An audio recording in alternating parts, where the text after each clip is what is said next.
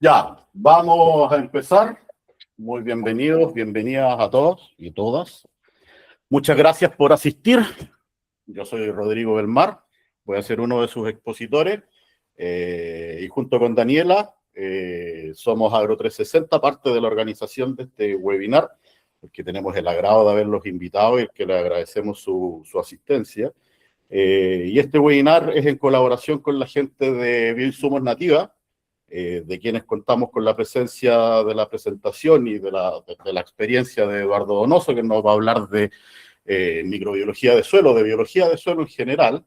Pero yo voy a partir haciendo una pequeña introducción y hablando sobre las propiedades, más que las propiedades en sí mismas, sino que las ventajas y las propiedades que se ven mejoradas cuando hacemos aplicaciones de materia orgánica, y por lo tanto vamos a hablar de materia orgánica en general, y de los beneficios desde el punto de vista físico-químico, pero también biológico, que trae la presencia de materia orgánica nativa en el suelo, pero también de la que nosotros podamos aplicar de manera exógena a través de tratamientos dentro de la temporada. Así que, como les digo, muy bienvenidos.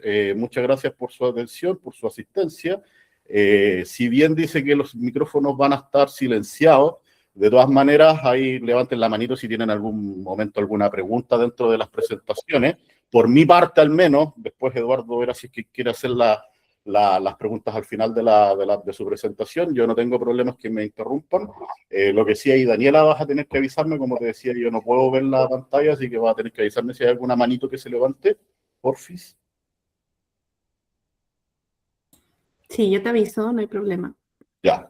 Les aviso de todas maneras que esta presentación va a quedar grabada, va a ser grabada y va a quedar disponible para que las puedan ver tanto ustedes como otras personas de manera diferida, así que también bienvenidos a quienes puedan verla en su momento de manera offline, como les digo. Entonces, para poder hablar de la materia orgánica y la importancia de la materia orgánica que tiene en el suelo, que la materia orgánica tiene en el suelo, la verdad es que es súper difícil descompartimentalizar en análisis, y para poder entender el suelo siempre hay que entenderlo como un todo, y ese todo está compuesto básicamente por una fracción mineral, por una fracción de aire, una fracción de agua, que va a depender de su representación, va a depender del nivel de saturación del suelo, pero donde nos vamos a enfocar va a ser en este pequeño porcentaje, pero relevante porcentaje, que más o menos constituye un 5%, es súper variable eso, pero más o menos a nivel internacional se asume que constituye un 5% del suelo, y juntos la fracción mineral con la materia orgánica van a constituir esto que vamos a llamar de aquí en adelante la fracción sólida del suelo, como les digo, separado desde un punto de vista inorgánico, la fracción mineral, y de un punto de vista orgánico, que va a ser lo que vamos a analizar en mayor detención durante esta presentación. Esta fracción sólida o esta fase sólida, como les digo, en una primera instancia, y debido a lo imposible que es compartimentalizar en análisis, ya que todos los fenómenos, todas las interacciones que se dan en el suelo dependen todos unos de otros, siempre es importante hacer un pequeño repaso de qué es lo que hablamos cuando hablamos de la fracción inorgánica en el suelo, y vamos a hablar principalmente de minerales primarios y minerales secundarios, y cuando hablamos de minerales secundarios en general nos vamos a referir a distintos tipos de arcilla, ¿vale? Vamos a hablar desde las arcillas hasta distintos tipos de bolones, etcétera. Esa va a ser toda nuestra fracción inorgánica, desde la fracción sólida, que como les digo, constituye más o menos el 45% del suelo. Esta fracción inorgánica, a medida que van disminuyendo en su tamaño, esta fracción inorgánica, vamos a empezar a hablar de los coloides de arcillas o los coloides inorgánicos, y estos coloides, como su nombre lo dice, presentan propiedades coloidales. Ahora, ¿cuáles son estas propiedades coloidales y por qué se dan? Justamente se dan porque al disminuir el tamaño de estas partículas, de esta fracción mineral, van a empezar a presentar estas propiedades coloidales que principalmente van a ser su carga eléctrica y su capacidad y su superficie específica. Debido al pequeño tamaño es que vamos a tener una alta superficie específica, y eso va a hacer que se tenga una mayor reactividad en el suelo, ¿vale? Entonces, estas características que tienen las arcillas, estas propiedades coloidales que se dan en las arcillas en este caso, pero también se van a dar en la materia orgánica como vamos a ver posteriormente, le van a conferir a estas coloides en general una alta capacidad de absorción de agua por un lado y por otro lado una alta capacidad de absorción de otras sustancias que en este caso lo que nos van a importar van a ser los iones que son capaces de ser absorbidos en los sitios de intercambio de estos coloides. Ahora, desde el punto de vista de las arcillas, y como les digo, antes de entrar en la fracción orgánica, vamos a tener estas arcillas que van a tener una alta retención de humedad y de iones, pero el tipo de arcilla a las cuales nos vamos a referir, la verdad es que la parte de las arcillas en nuestros cursos es un apartado que toma más o menos 2-3 horas de que hablamos, así que aquí va a ser un resumen del resumen y además que no es nuestro foco dentro de esta presentación. Siempre es importante recalcar que no solamente depende de la cantidad de arcilla, no es suficiente decir que tenemos un suelo arcilloso, sino que también depende del tipo de arcilla y de la calidad de esas arcillas.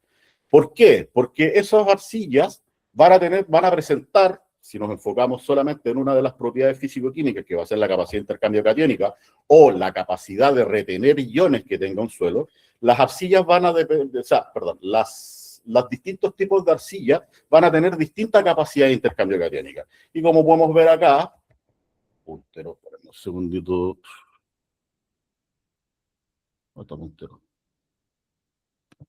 Como podemos ver acá, vamos a tener distintos tipos de arcilla y cada una va a tener una capacidad de intercambio catiónica expresada en centimoles por kilo de suelo muy distinta. O sea, no es lo mismo decir un suelo arcilloso y tener caolinitas, que van a tener una capacidad de intercambio catiónica de 1 a 10 aproximadamente, o tener una capacidad de intercambio catiónica expresada en los suelos con mayor presencia de esmectitas o vermiculitas, en donde podemos tener desde 80 hasta 150 centimoles por kilo. Por lo tanto, no es lo mismo no es simplemente hablar de un suelo arcilloso, sino que tenemos que entender cuáles son el tipo de arcillas que se nos presentan. ¿Y por qué? Rodri, Jenny está levantando la mano. ¿Ya? Jenny, dime. Hola, Rodrigo. Me cuesta todavía entender a qué se refiere en este caso en las arcillas la capacidad de intercambio catiónico. O sea, me refiero a qué influye este fenómeno, esta actividad dentro del suelo. Súper buena la pregunta. Como te decía, esta es parte importante del apartado de nuestros cursos de suelo aplicado.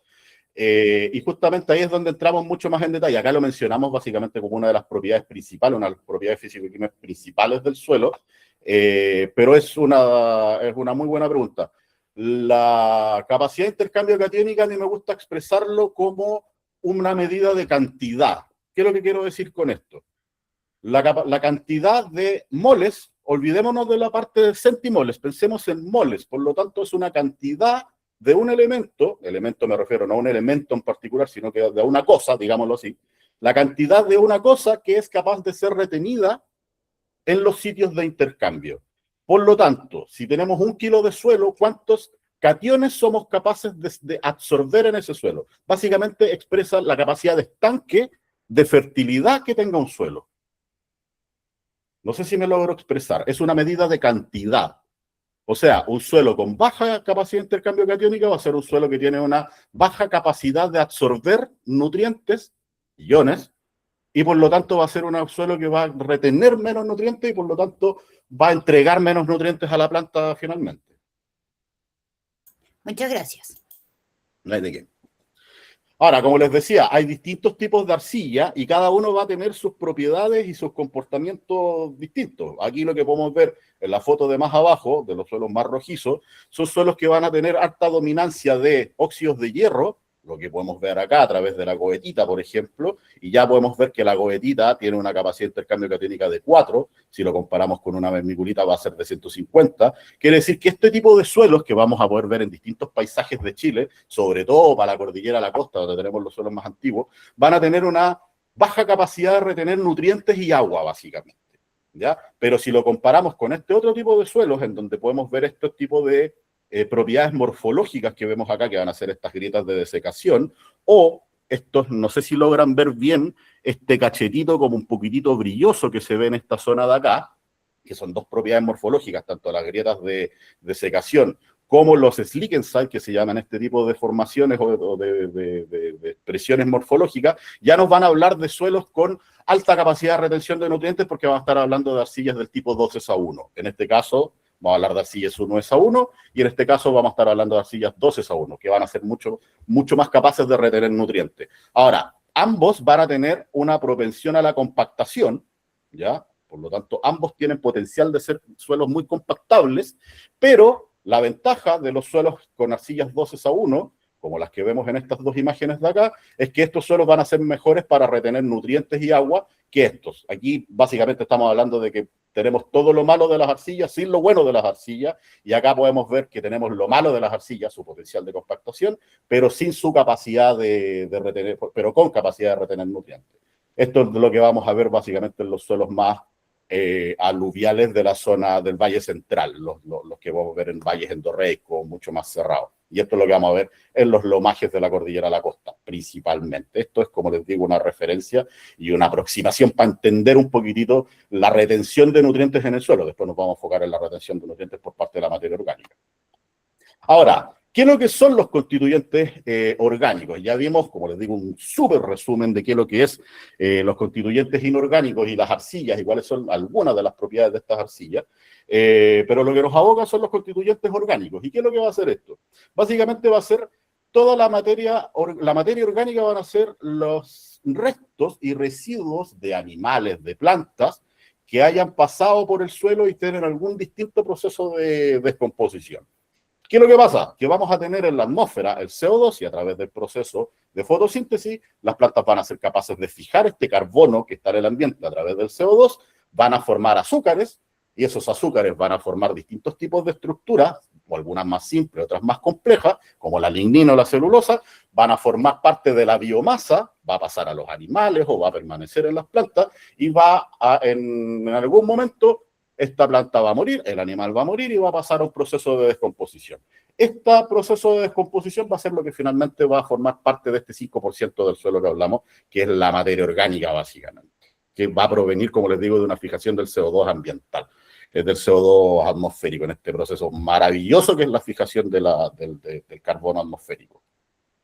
Ahora, como dijimos, va la materia orgánica en el suelo, la materia orgánica nativa del suelo, más allá de lo que podamos hacer de manera exógena, es súper variable.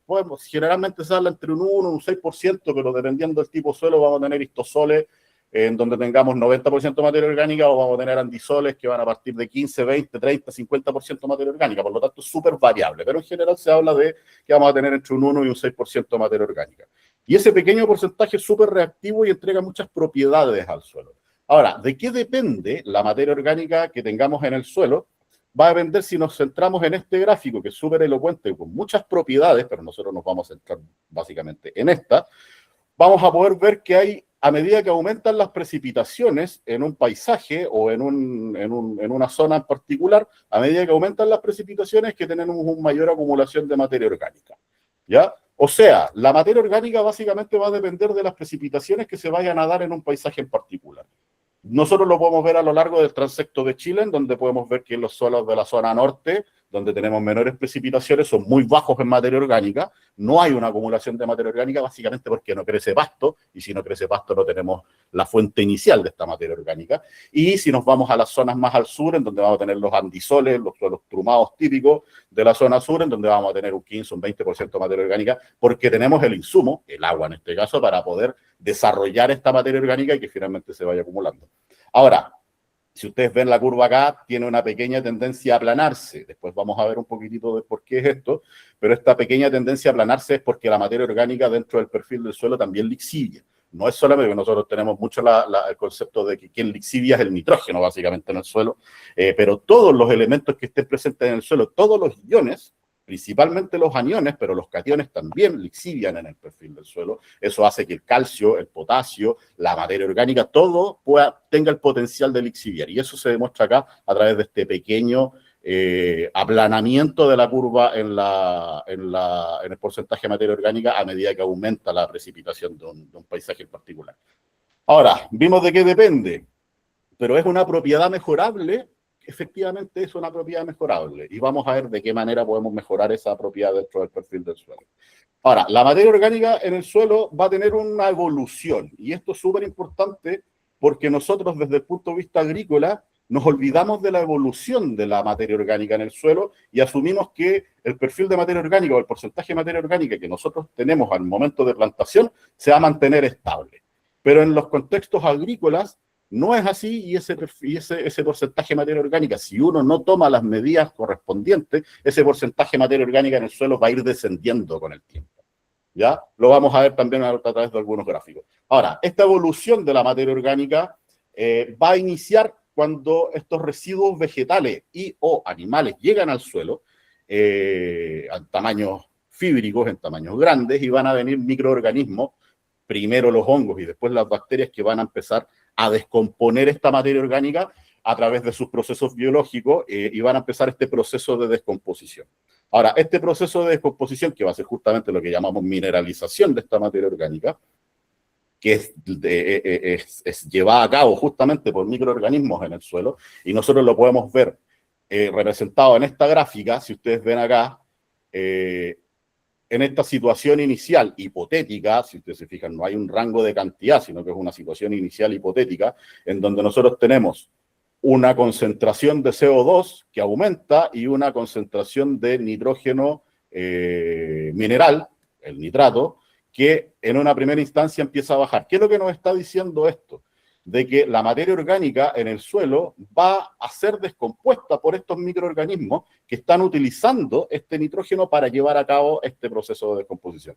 Pero yo estoy hablando de CO2, como me podría decir, pero no es materia orgánica. Efectivamente, porque los procesos metabólicos que a través de los cuales los microorganismos descomponen la materia orgánica van a tener como residuo, van a tener al CO2. Entonces, de manera indirecta, nosotros podemos medir la tasa de descomposición de la materia orgánica a través de entender cuál es la concentración de CO2 en un momento en particular en el perfil. Entonces, si nosotros vemos que hay un aumento en la concentración de CO2 dentro del perfil del suelo, dentro de la atmósfera del suelo, nosotros podemos estar entendiendo de que hay un proceso de descomposición de esa materia orgánica. ¿Ya? Esto es lo que les quiero decir, que hay un proceso y hay una evolución de la materia orgánica se descompone y empieza a disminuir en concentración si nosotros no hacemos absolutamente nada dentro de nuestras prácticas de manejo.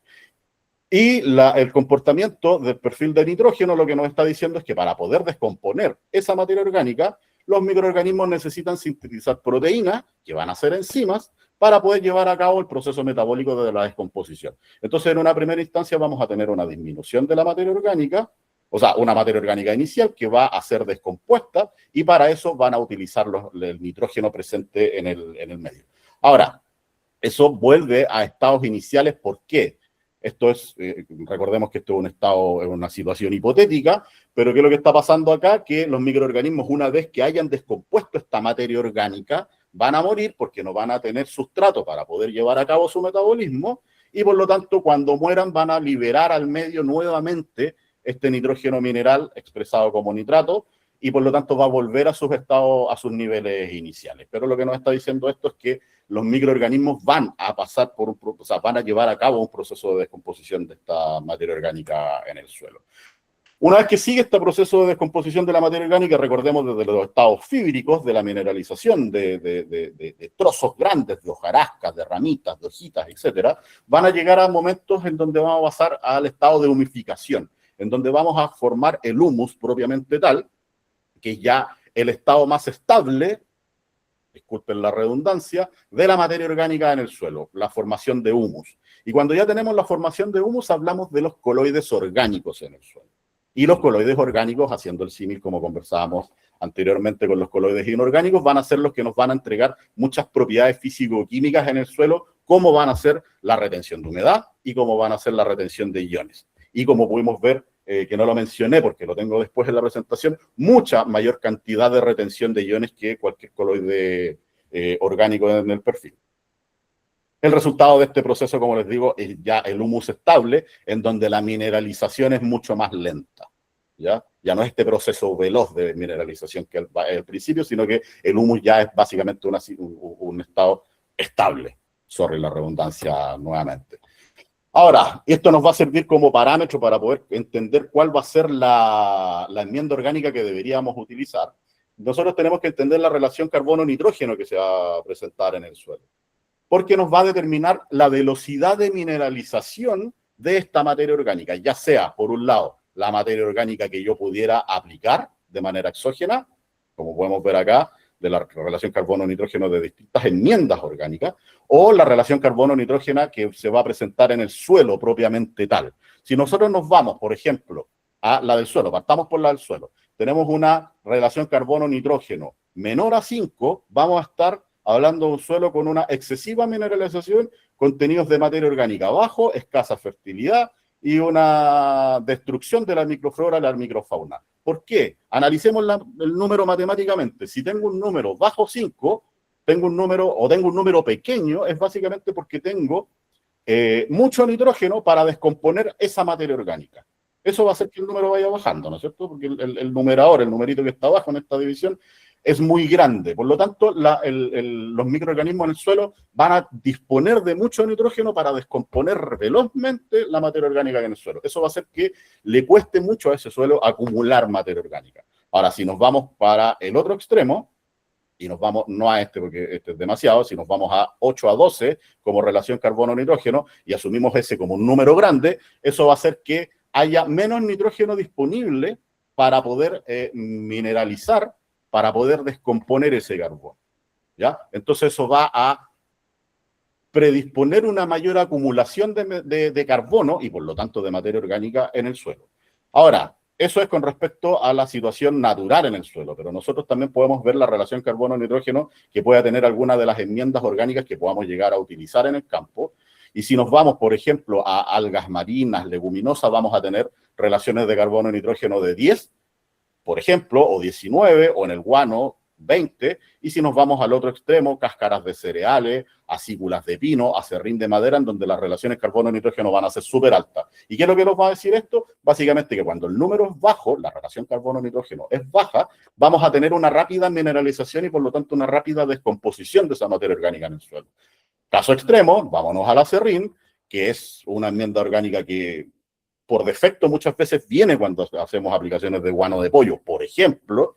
Esa relación de carbono y nitrógeno va a ser súper alta, lo que va a hacer que ese acerrín tienda a acumularse dentro del perfil y no se vaya a descomponer o que le cueste mucho más descomponerse.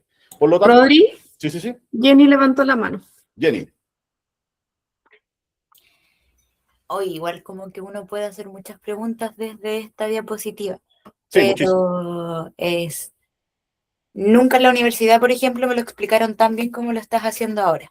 Te lo agradezco mucho. Sí, buen manejo de los contenidos, pero por un lado quería entender más bien el hecho, cuando una relación carbono-nitrógeno, en este caso, por ejemplo, menor a 5, eso quiere decir que hay mayor cantidad de nitrógeno en el suelo y por ende hay una mineralización más rápida.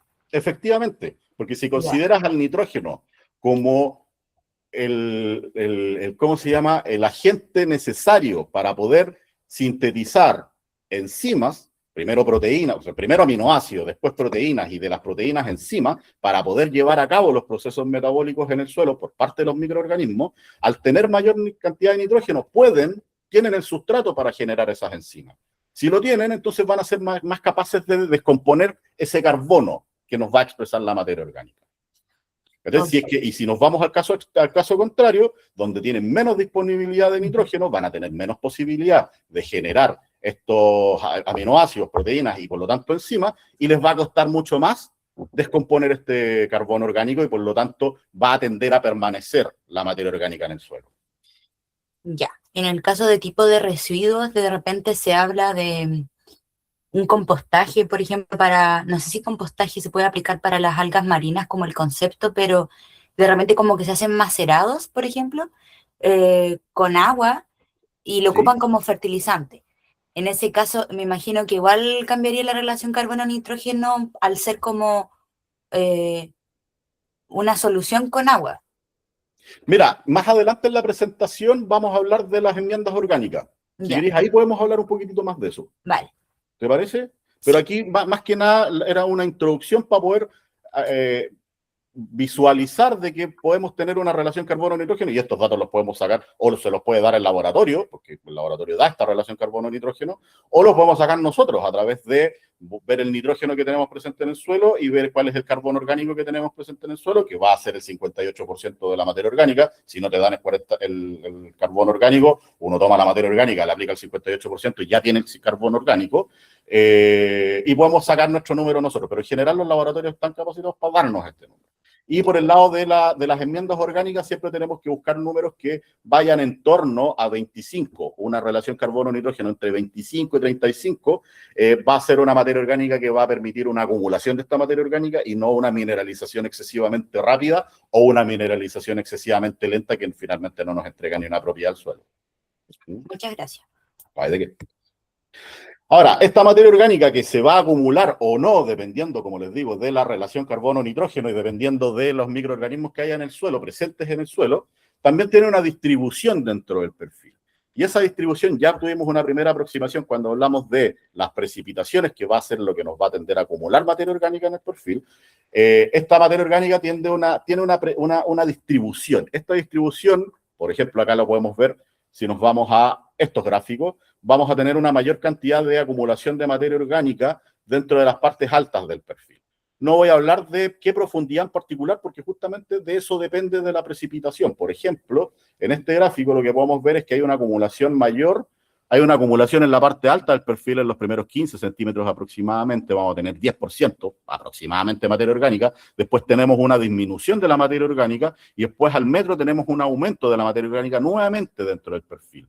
Que lo que nos está diciendo es que las precipitaciones en este paisaje fueron tales que fueron capaces de lixiviar esa materia orgánica y se vino a acumular a la zona más baja. ¿Por qué? Porque la materia orgánica se produce en las partes altas del perfil, en las partes superficiales del perfil.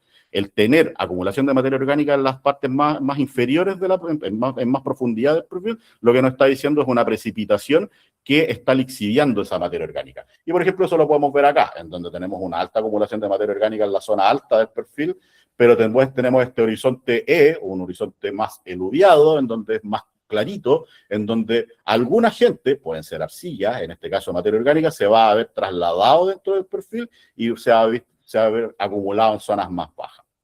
¿Vale? Es más o menos lo mismo que vamos en estos gráficos, en donde tenemos el horizonte A, que es esta zona alta, este horizonte B, o sea, este horizonte E, justamente más eluviado, donde ya bajó la cantidad de materia orgánica y se vino a acumular más en profundidad en el perfil.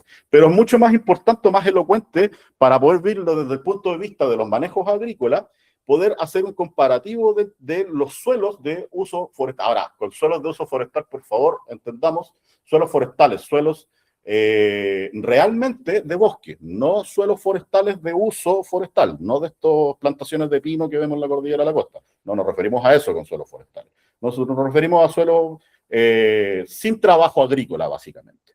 Si nosotros vemos bien acá, espero que se vea bien, yo lo logro ver y tengo bastante mala vista, así que, pero si podemos ver bien acá, lo que nos está diciendo en el eje Y va a ser la profundidad del perfil y en el eje X la acumulación de materia orgánica en el perfil. En los suelos agrícolas pareciera ser más estable en profundidad, pero si vamos a los órdenes de magnitud, vamos a tener que dentro de los primeros 2 a 5 centímetros vamos a estar hablando de entre un 40 y un 10% de materia orgánica, o sea, suelos con alta acumulación de materia orgánica, básicamente porque en el mismo bosque el suelo se va a estar retroalimentando, tomando los nutrientes del suelo, produciendo biomasa y entregándola nuevamente al perfil y eso se van a ir acumulando. Y efectivamente va a tener una drástica disminución en profundidad porque la materia orgánica se acumula en profundidad, pero siempre va a estar dentro de rangos bastante más altos que si, por ejemplo, nos vamos a un suelo trabajado, eso es lo que dice un horizonte AP, el sufijo P quiere decir que es un suelo que ha sido trabajado, ha sido arado básicamente, que nos va a entregar una distribución más pareja si se quiere, pero si nos vamos a los órdenes de magnitud, estamos hablando de suelos con un menos de 1,5 de acumulación de materia orgánica.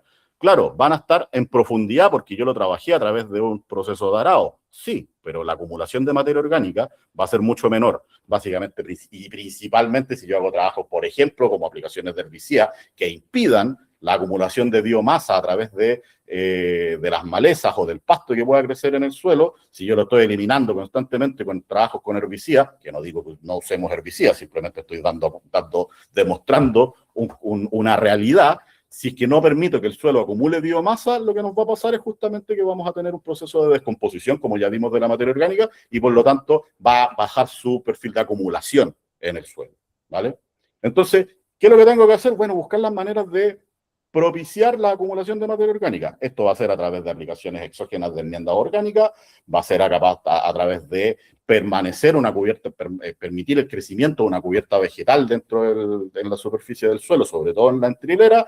Hay herramientas que podemos discutir cuando tengamos un poquitito más de tiempo, muchas herramientas que se pueden discutir. De hecho, tenemos una presentación íntegra sobre uso de enmiendas, o sea, perdón, de coberturas vegetales y cuáles son los beneficios que nos traen el suelo. Ahora, ¿cuáles van a ser estas propiedades? Porque, claro, está bien cómo se comporta, cómo evoluciona esta materia orgánica en el perfil, pero ¿qué es lo que nos trae esta materia orgánica en el perfil? ¿Por qué quiero tener materia orgánica en el suelo? Una de las principales, o una de las que vamos a mencionar en este caso, va a ser que permite un oscurecimiento del suelo. Cuando nosotros tenemos alto contenido de materia orgánica, y eso lo podemos ver en los suelos, hay zonas en donde los suelos son súper negros, súper oscuros, eso ya nos habla de un suelo altamente orgánico.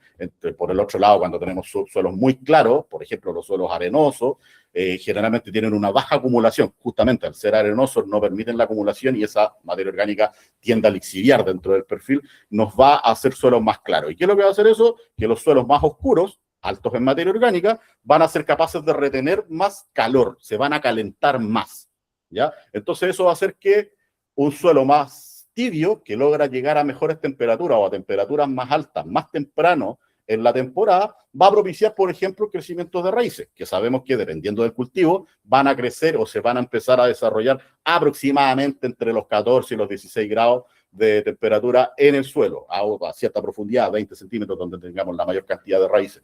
Entonces, tener un suelo oscuro va a potenciar el aumento de la temperatura de ese suelo. Y por otro lado, los suelos altos en materia orgánica, como vamos a ver después, son suelos que son capaces de retener también más agua, ¿ya? Y los suelos que son capaces de retener más agua, justamente tienen más agua, y el agua al tener inercia térmica, o sea, le cuesta calentarse, pero también le cuesta enfriarse, los suelos que tienen mayor cantidad de agua, ¿ya? Los suelos que tienen mayor materia orgánica y por lo tanto mayor cantidad de agua, les va a costar tomar temperatura, pero también les va a costar perder esa temperatura, ¿vale? Por la inercia térmica, como les digo, que tiene el agua. Esto tiene mucha relación con bueno, como lo vamos a ver después, tiene mucha relación con los riegos, por ejemplo, estos riegos que nos dicen no reguemos temprano porque vamos a enfriar el suelo. La verdad es que los suelos no se enfrían con la aplicación de agua, básicamente por un tema termodinámico. Si tengo un agua a 17 grados, el agua del riego, del pozo incluso va a llegar a 17 grados, y mi suelo está a 12 grados, es imposible que yo con el agua llegue a enfriar el suelo, pero eso lo vamos a ver en mayor detalle después. Otra de las propiedades de la materia orgánica que va a reducir la compactación en el suelo, como podemos ver en este gráfico, que acá lo expresan como contenido de carbono orgánico y la densidad aparente de este suelo. A mayor contenido de carbono orgánico va a ir disminuyendo la densidad aparente. Ahora, ¿qué es lo que nos trae como beneficio eso? Y por lo tanto, ¿cuál va a ser el beneficio de la materia orgánica en el suelo? Que nos va a mejorar el drenaje del suelo. Vamos a tener una mayor cantidad de macroporos en el suelo que va a permitir un mejor drenaje, va a permitir esos macroporos tener mayor aireación en el suelo, y este aire va a ser justamente lo que van a necesitar las raíces y los microorganismos para poder contener el oxígeno suficiente para poder llevar a cabo sus procesos metabólicos, a través de, como les digo, el aumento en el porcentaje de macroporos en el suelo. Macroporos van a ser los que nos van a retener el agua, o sea, perdón, el aire en el suelo. Los microporos van a ser los que nos van a retener el agua en el suelo.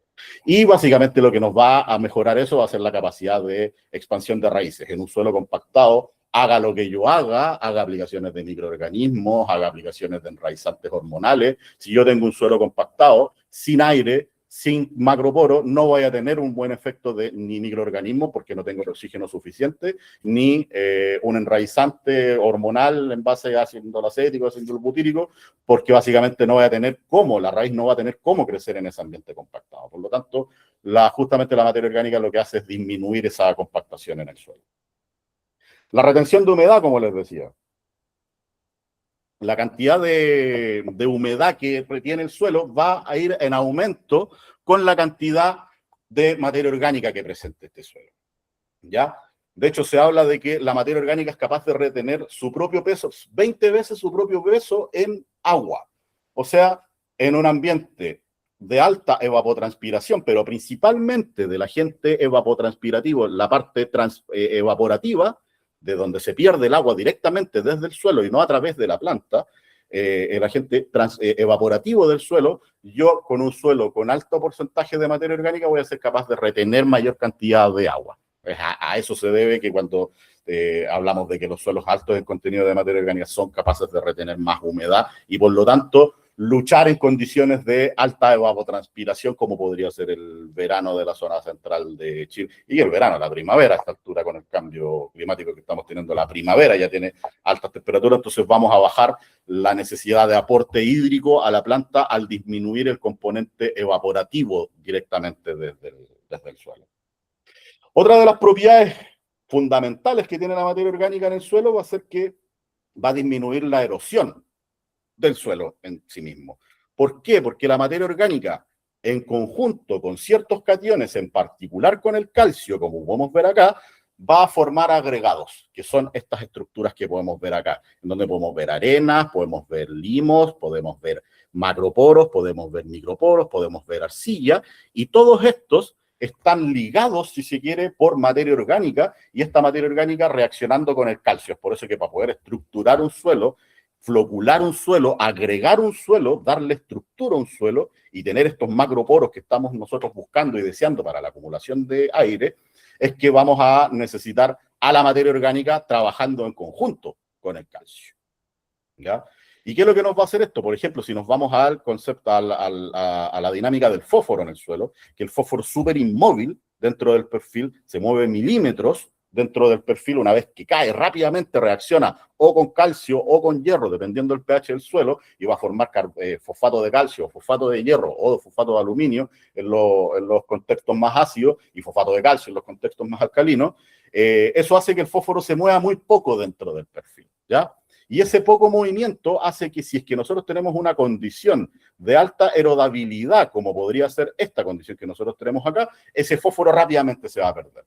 Entonces, al disminuir la erosión, uno de los tantos efectos que podemos llegar a tener es a poder mantener nuestros niveles de fósforo dentro de los niveles deseados, 20 ppm, por ejemplo, hacia arriba, por ejemplo, o dentro de lo que yo tenga nomás. No necesariamente van a estar en los niveles adecuados, pero lo que tenga voy a ser capaz de retenerlo, porque en estos contextos y justamente en las lluvias que estamos teniendo en estos momentos, los suelos que se están erosionando rápidamente son justamente suelos que dentro de muchas otras propiedades que están perdiendo fósforo por la erosión del suelo. Creo que hay otra pregunta por ahí. Hola, sí, soy yo de nuevo. Es que generalmente los fertilizantes comerciales tienen diferentes proporciones de nitrógeno, fósforo y potasio, dependiendo de la etapa de crecimiento de la planta. Entonces, al menos así es como lo entiendo. Hablabas de que el fósforo se mueve muy poquito dentro del suelo. Efectivamente. Y eso, al final, no entiendo en qué se pudiera traducir. O sea, lo explicaste arriba con el tema de los cultivos, pero no lo comprendí tanto. No sé si te entiendo bien la pregunta, disculpa. El fósforo se mueve muy poco dentro del suelo. Eso Claro. es tanto de forma natural como artificial. Claro, el fósforo exógeno que tú puedas aplicar a través de un fertilizante mineral se va a mover poco dentro del perfil, sí. Y bueno, la profundidad me imagino que depende del tipo de suelo.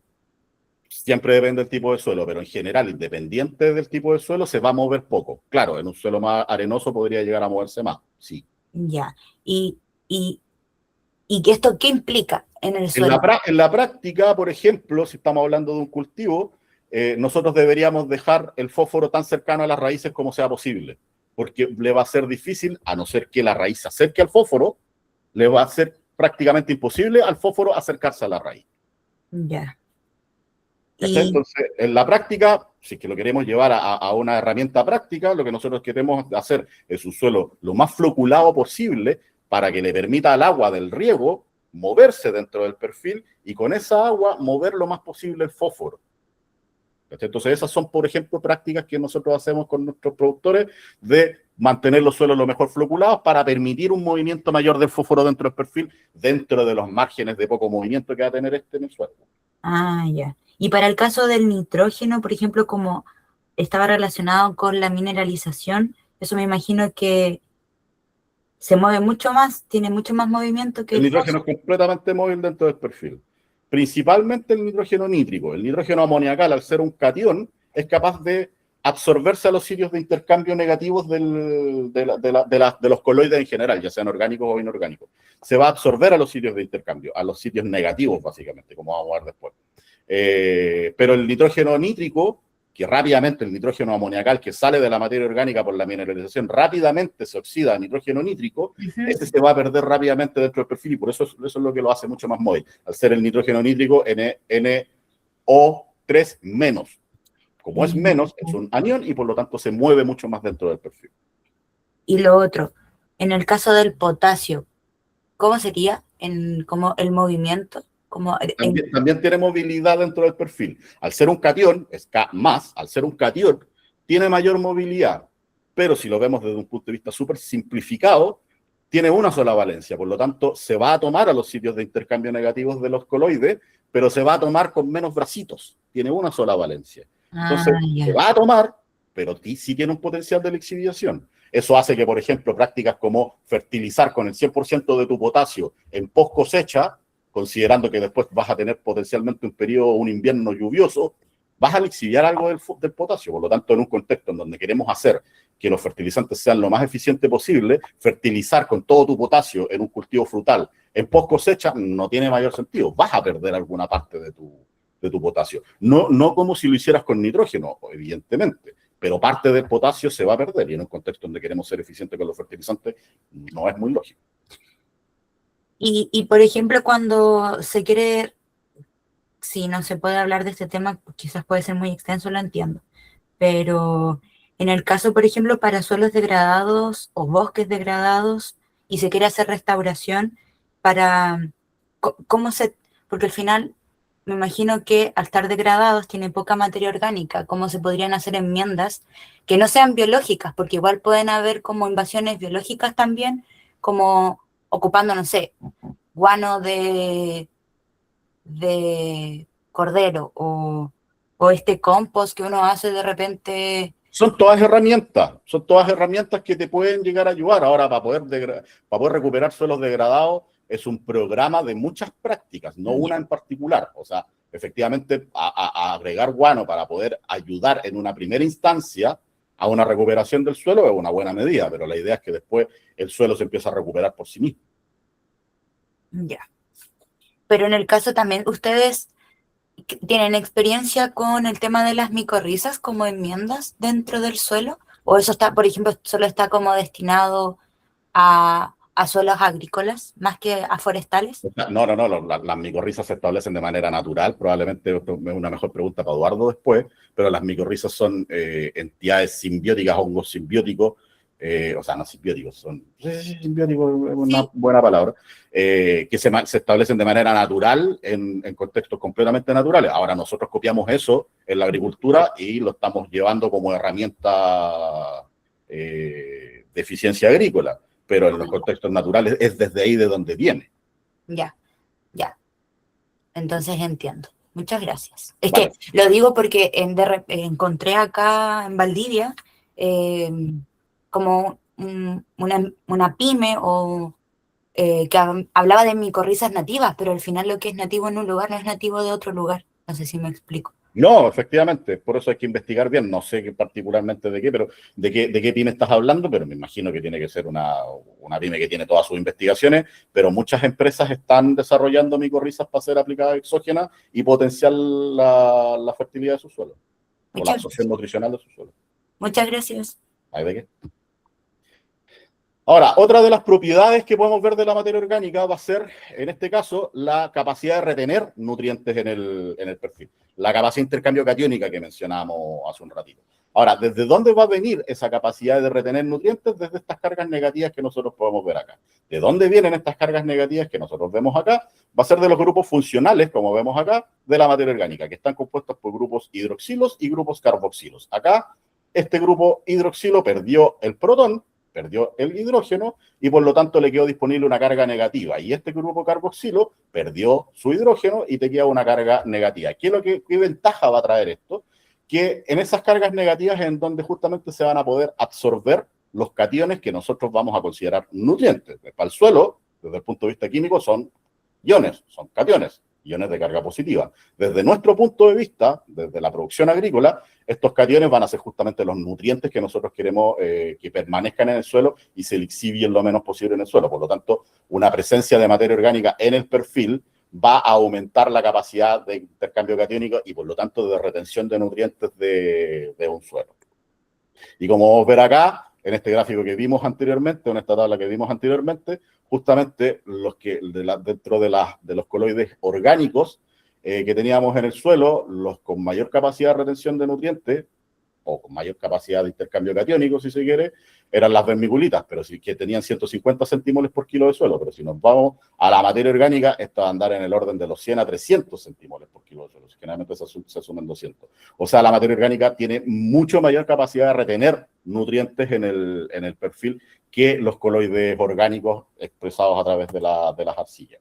Y otra de las propiedades principales que van a tener la materia orgánica en el suelo, como pudimos ver a través del ciclo de la materia orgánica del suelo, va a ser la proliferación de microorganismos, que va a ser Eduardo quien nos hable en mayores detalles de esto, pero yo quería hacer una mención básica de algunas de las propiedades que van a tener estos microorganismos en el suelo. O sea, aquí no quiero decir que desde un punto de vista comercial existan todas estas herramientas. Básicamente lo que quiero decir es que nosotros, al tener un contenido apropiado de materia orgánica en el perfil, vamos a potenciar la presencia de estos microorganismos que van a tener distintas funciones, que para nosotros son funciones agrícolas, pero desde el punto de vista de la naturaleza es como justamente han trabajado a lo largo de toda la evolución.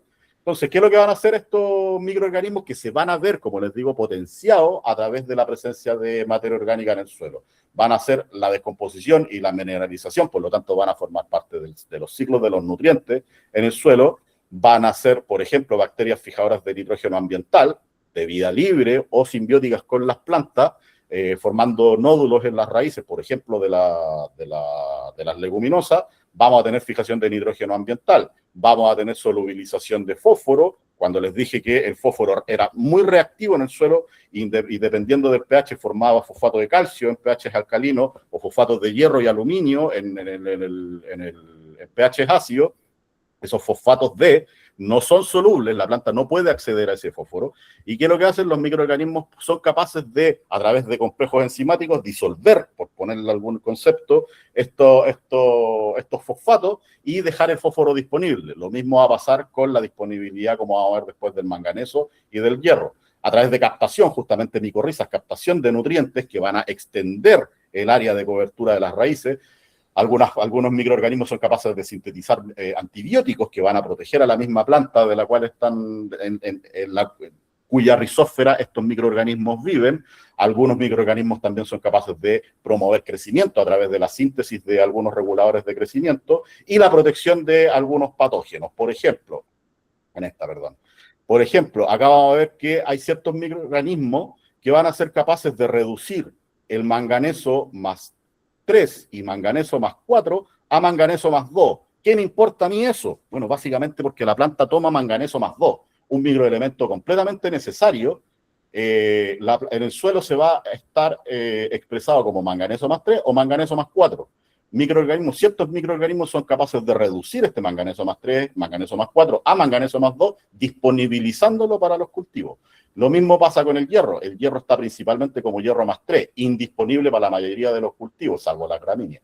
Y lo va a poder reducir a hierro más 2, que justamente como la mayoría de las plantas son capaces de absorberlo. Y ahora, ¿por qué es tan relevante que sean capaces de tomar manganeso y hierro? Por ejemplo, la lignina, para poder formar lignina, las plantas necesitan la presencia de manganeso y necesitan la presencia de hierro. Si lo tienen como hierro más 2 o manganeso más 2, van a poder asimilarlo, formar lignina, y esta lignina ser una barrera de resistencia al ataque de algunos microorganismos que puedan atacar las raíces, por ejemplo. O también otro ejemplo, la formación de sideróforos para el hierro. Pseudomonas pútidas son capaces de secuestrar a través de la formación de estos sideróforos, van a ser capaces de secuestrar el hierro y por lo tanto hacer que no esté disponible para Fusarium oxysporum, por ejemplo. ¿Y qué es lo que hace Fusarium oxysporum con este hierro? Básicamente va a generar la enzima que es capaz de degradar la pared celular. Si no cuenta con este hierro porque está complejado con estos sideróforos que fueron sintetizados por Pseudomonas pútidas, no va a poder sintetizar esta enzima y por lo tanto le va a costar mucho más degradar la pared. Ejemplo. Además, el hierro es requerido por el grupo hemo de las catalasas que van a sintetizar justamente lignina. O sea, la planta necesita el hierro para poder sintetizar la catalasa, que va a sintetizar finalmente la lignina. Lo mismo, resistencia. La planta va a tener mayor resistencia al ataque de algunos hongos si es que tiene estos microorganismos que son capaces de entregarle o de reducir básicamente este manganeso de estados en donde no son asimilables a estados en donde efectivamente son asimilables. Otro ejemplo, por ejemplo, la oxidación del hierro, cuando tenemos, o sea, de sulfuros, que va a ser azufre más algún metal. ¿Cómo se llama? Este microorganismo, disculpen, nunca puedo, oxidans, básicamente lo que va a hacer este microorganismo, que va a ser capaz de oxidar el sulfuro para formar ácido sulfúrico en el suelo, y ese ácido sulfúrico rápidamente va a liberar el ion sulfato, que es justamente como la planta es capaz de absorberlo. O sea, esa oxidación del sulfuro me va a liberar el sulfato que la planta es capaz de absorber. Otro ejemplo, Azotobacter, Bacillus, Clostridium, Pseudomonas fluorescens, son capaces de sintetizar a través de triptófano que la misma planta libera desde sus raíces. Esto es precioso. La misma planta desde sus raíces es capaz de liberar triptófano, y este triptófano va a ser utilizado como herramienta, como materia prima, para sintetizar auxinas por parte de estos microorganismos, y van a ser devueltos a la planta, y esto hay muchas investigaciones que demuestran de que ayuda con la floración, ayuda con el desarrollo de raíces, básicamente porque la planta está ahorrando energía en sintetizar un regulador de crecimiento, una fitohormona, y son estos microorganismos a través del triptófano que la planta exudó los que van a sintetizar estas fitohormonas como la auxina, que va a tener, dependiendo de cuál va a ser la necesidad que nosotros tengamos como productores, mejor floración, extensión de raíces, etc. Ahora, con respecto a las enmiendas orgánicas, hay muchas enmiendas orgánicas, y eso es lo que les quería decir cuando hablaba de qué depende la materia orgánica en el perfil. Bueno, depende de las precipitaciones por un lado, pero y si es que es una propiedad que es mejorable, efectivamente la materia orgánica dentro del perfil es una propiedad mejorable. ¿A través de qué? Justamente de aplicaciones exógenas de materia orgánica. Existen muchos tipos de materia orgánica que se venden en el mercado, no vamos a hablar de ninguna en particular, pero aquí, por ejemplo, en esta publicación de línea a través del profe Hirzel, nosotros podemos ver algunas de las propiedades de las materias orgánicas, de las enmiendas orgánicas, perdón, que se comercializan comúnmente en Chile. Y nosotros vamos a poder fijarnos en el pH, en la humedad, en la conductividad eléctrica, en el contenido de carbono, de nitrógeno, de distintos nutrientes, distintos minerales, que van a ser lo que vamos a hacer como aporte nutricional. Aquí no vamos a hablar de ninguna en particular, de cuál es mejor, porque la verdad es que cuál es mejor o cuál es peor va a depender de las necesidades que tenga cada suelo, pero estos son como referencia a las materias, las enmiendas orgánicas que se pueden encontrar comúnmente en Chile. Ahora, esa enmienda orgánica va a pasar por una tasa de mineralización, ¿ya? ¿Qué es lo que quiero decir con esto? Si yo hago un aporte de materia orgánica, esto va a pasar por un proceso de mineralización, de descomposición, que no va a ser del 100%. ¿Qué quiero decir con esto? Básicamente de que si es que yo estoy pensando en la enmienda orgánica como un aporte nutricional, nitrógeno, fósforo, potasio, lo que sea, ese contenido, por ejemplo, esa enmienda orgánica tiene un 2% de nitrógeno, es un ejemplo, no me va a quedar disponible inmediatamente dentro del primer año ese 2% de nitrógeno. Va a pasar por una tasa de mineralización. ¿Y por qué es importante eso? Porque ciertos cálculos, para poder considerar aportes nutricionales, de las enmiendas orgánicas tenemos que pasarlo por este filtro y no asumir de que el 100% del nitrógeno que yo entregue, que esté presente en la materia orgánica, va a estar disponible para mi cultivo. ¿Por qué? Porque nosotros podemos hacer ciertos cálculos que nos van a permitir usar las enmiendas orgánicas. Yo, por ejemplo, en este contexto de fertilizantes caros actuales, muchos están hablando de, oye, hagamos aplicaciones de guano, hagamos aplicaciones de compost, excelente, me parece muy bien, pero siempre hay que considerar esta tasa de mineralización para poder saber cuál es el aporte real de nitrógeno o del mineral que sea hacia el cultivo. Entonces, nosotros podemos hacer ciertos cálculos en base, por ejemplo, a las necesidades nutricionales que vaya a tener un cultivo. Por ejemplo, yo quiero fertilizar con materia orgánica. En ese caso, lo recomendable siempre es basarse en el nitrógeno presente por el efecto que va a tener en el vigor. Porque si yo hago el cálculo en base al potasio, puede que me pase con el nitrógeno, entonces lo mejor es hacer el cálculo en base al nitrógeno y hacer correcciones posteriormente de potasio, de fósforo, etc. Otro cálculo que yo podría hacer va a ser cuánto es lo que yo quiero subir de materia orgánica. Por ejemplo, tengo un suelo que tiene 2% de materia orgánica y yo quiero subirlo un 2,2% de materia orgánica.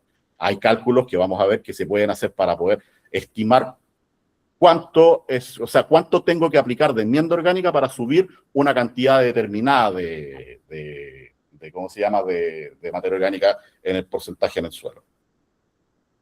Otro cálculo que podemos hacer va a ser cuánto subió, porque de repente nosotros podemos determinar una cantidad arbitraria, no tengo idea, 10 toneladas de materia orgánica es lo que me da el bolsillo, es el presupuesto que tengo. Bueno, ¿cuánto subí en mi porcentaje de materia orgánica en el suelo con lo que yo fui capaz de aplicar? Por ejemplo, para poder determinar cuál es la cantidad necesaria de nitrógeno para mi fertilización, yo voy a asumir, disculpen,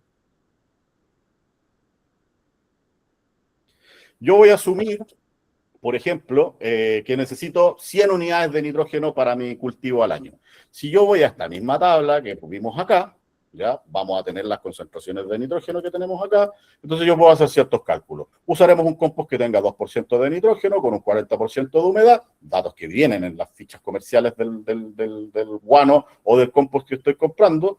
Usaremos una tasa de mineralización anual del 70% y, por lo tanto, si aplicamos la siguiente fórmula, que va a ser la dosis de enmienda orgánica para llegar a esas 100 unidades de nitrógeno, yo tengo acá, reemplazo las unidades de nitrógeno, la concentración de nitrógeno que va a tener esa enmienda orgánica, la materia seca y la tasa de mineralización. Todo expresado de manera decimal. Acá vamos a ver el ejemplo.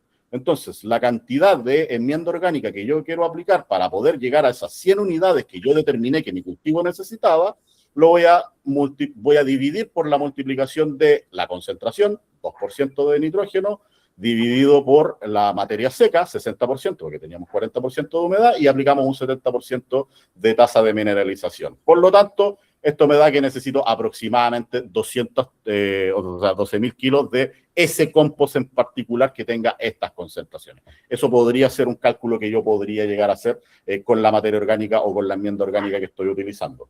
Otro cálculo que podría llegar a hacer sería cuánto es lo que sube mi materia orgánica o cuánto yo necesito subir. Por ejemplo, la materia orgánica subir, por ejemplo, de 2 a 2,2%. Lo voy a multiplicar por densidad aparente, por profundidad de suelo y una eficiencia de un 30%. Y después, para llevarlo a enmienda orgánica, va a ser este número que me dio anteriormente, dividido por el porcentaje de materia orgánica que tiene esa enmienda que voy a utilizar, por 100 menos la porcentaje de humedad de la materia orgánica. Vamos a ver un ejemplo. Entonces acá yo tengo un suelo con una con una materia orgánica inicial y yo quiero subirla a 2,2%. Ese suelo tiene una densidad aparente de 1,2 gramos por centímetro cúbico. Yo voy a trabajar en los primeros 20 centímetros de suelo, voy a asumir una eficiencia de un 33%, muy respaldada por la bibliografía. Esto lo pueden ver en publicaciones de línea, por ejemplo, del profesor Hirschel. Y para la ecuación 2 voy a necesitar el porcentaje de materia orgánica de la enmienda orgánica que voy a utilizar, en este caso un 70%, porcentaje de humedad de la enmienda orgánica que voy a tener, por lo tanto un 30%, por lo tanto un 70% de materia seca. Hago este cálculo y, bueno, esto es básicamente aritmética, me está dando que necesito 14 toneladas para poder subir de 2 a 2,2, ¿ya? 14,5 toneladas de materia orgánica. Ahora, yo quiero saber cómo lo traduzco esto en una enmienda orgánica. Esas 14 toneladas las multiplico por la fórmula, para la segunda fórmula que acabamos de ver acá, y me da que necesito hacer una aplicación de 30 toneladas básicamente de esa enmienda orgánica para subir de 2 a 2,2%. Si ustedes se fijan, 30 toneladas de enmienda orgánica es un número exageradísimo, podemos llegar a tener incluso acumulaciones de sales, puede llegar a ser fitotóxico, por lo tanto aquí lo recomendable sería parcializar, y la verdad es que sería un proceso muy difícil de llevar a cabo el aumentar la materia orgánica de 2 a 2,2% en un año, ¿ya? Y en esta fórmula, creo que yo determiné que, por ejemplo, tengo arbitrariamente, tengo el bolsillo, tengo la plata para poder hacer una aplicación simplemente de 10 toneladas, entonces, ¿cuánto es lo que me subió? Aplico esta fórmula, que para que la vamos a ver en detalle, para que la podamos ver y me pueden contactar después si es que lo necesitan para que lo vayamos viendo más en detalle, pero son básicamente los mismos datos que fuimos viendo, pero yo decidí que voy a aplicar 10 toneladas por hectárea. Tenía 10 toneladas para poder comprar, ¿ya? No tenía más plata, tenía 10 toneladas. ¿Cuánto me subió? Bueno, veamos. Si yo veo cuánto esas 10 toneladas la multiplico por el porcentaje de materia orgánica que tiene esa enmienda orgánica, lo multiplico por la materia seca que tiene esa enmienda orgánica, por la eficiencia, por la densidad del suelo, profundidad, etcétera, llegué a que soy capaz de subir o sea, con esos 10 toneladas fui capaz de subir de 2% materia orgánica a 2,06% de materia orgánica. O sea, es un aumento, la verdad es que leve, pero importante, ¿ya? Pero el mensaje acá es que estos cálculos requieren considerar la mineralización de esta materia orgánica, no el porcentaje de mineralización anual de la materia orgánica. No es lo mismo que la materia orgánica tiene 2% de nitrógeno, yo acabo de aplicar 200 toneladas, o sea, 200 unidades de nitrógeno si apliqué 10 toneladas de materia orgánica. No, hay un porcentaje de mineralización. Ahora, lo residual se va a mineralizar el año siguiente, por lo tanto, esto es una enmienda que se va a ir arreglando se va a ir liberando con el tiempo. Por lo tanto, a manera de resumen, aumentar la materia orgánica es un proceso a largo plazo, como acabamos de ver, a través de enmiendas orgánicas. Si bien los aportes nutricionales son considerables, hay que asumir una tasa de mineralización que va a ser distinta a un 100% al año. No todo lo que yo aplique va a estar disponible dentro del primer año. Por lo tanto, si los cálculos se hacen en base a extracción, los resultados obtenidos en cantidad de nutrientes asumen que el 100% de la mineralización se irá al cultivo. Pero al ser esta menor al 100%, va a existir una mineralización residual para el segundo año. Lo que les acabo de decir. Como tengo una tasa de mineralización de esa enmienda orgánica menor al 100%, eso residual que me quede se va a empezar a liberar lentamente dentro del año siguiente. Y aquí un ejemplo de lo que acabo de mencionar. Y con eso termino mi presentación. No sé si dejamos las preguntas para el final. Yo creo que pasemos a la presentación de Eduardo y yo después me puedo quedar todo lo que quieran si es que tienen alguna pregunta, algún comentario.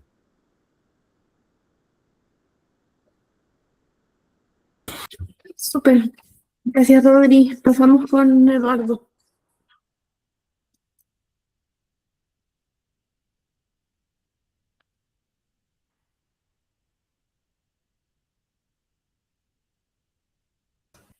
Ahí está. Voy a cargar la presentación. Buenos días. Vamos a hablar un poquito ahí de la parte más biológica de lo que está hablando Rodrigo. Yo creo que nos va a complementar bastante bien y poner algunas preguntas. Me avisan cuando se vea como presentación.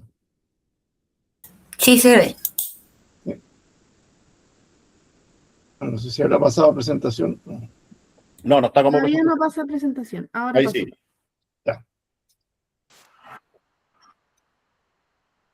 Ya, bueno, uno debería mostrar un poco la parte microbiológica, alguna experiencia de algunas estrategias que hemos establecido para hacer la activación biológica del suelo.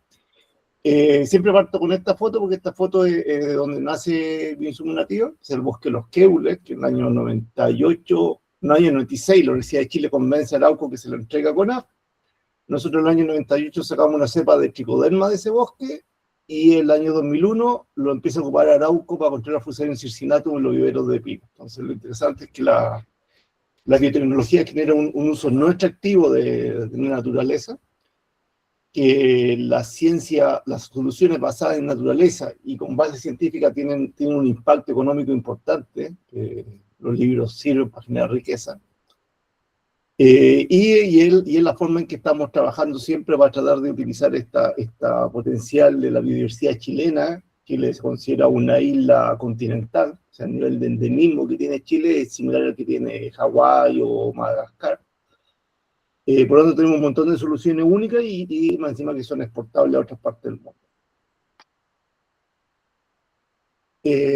Siempre hay una relación entre el estrés y las patologías, que es una forma que nosotros nos queremos aproximar un poco al manejo del suelo, que no es solo nutrición del suelo. Este es un ensayo en España, que se tomaron almendros que estaban infectados con hongo de madera, y se generó una condición que se regaban bien estos almendros, que siguió avanzando el hongo de madera, pero la planta se va decayendo en forma un poco más progresiva, versus una condición en que se regaba al 50%, en que el desarrollo de la enfermedad fue mucho, mucho más violento.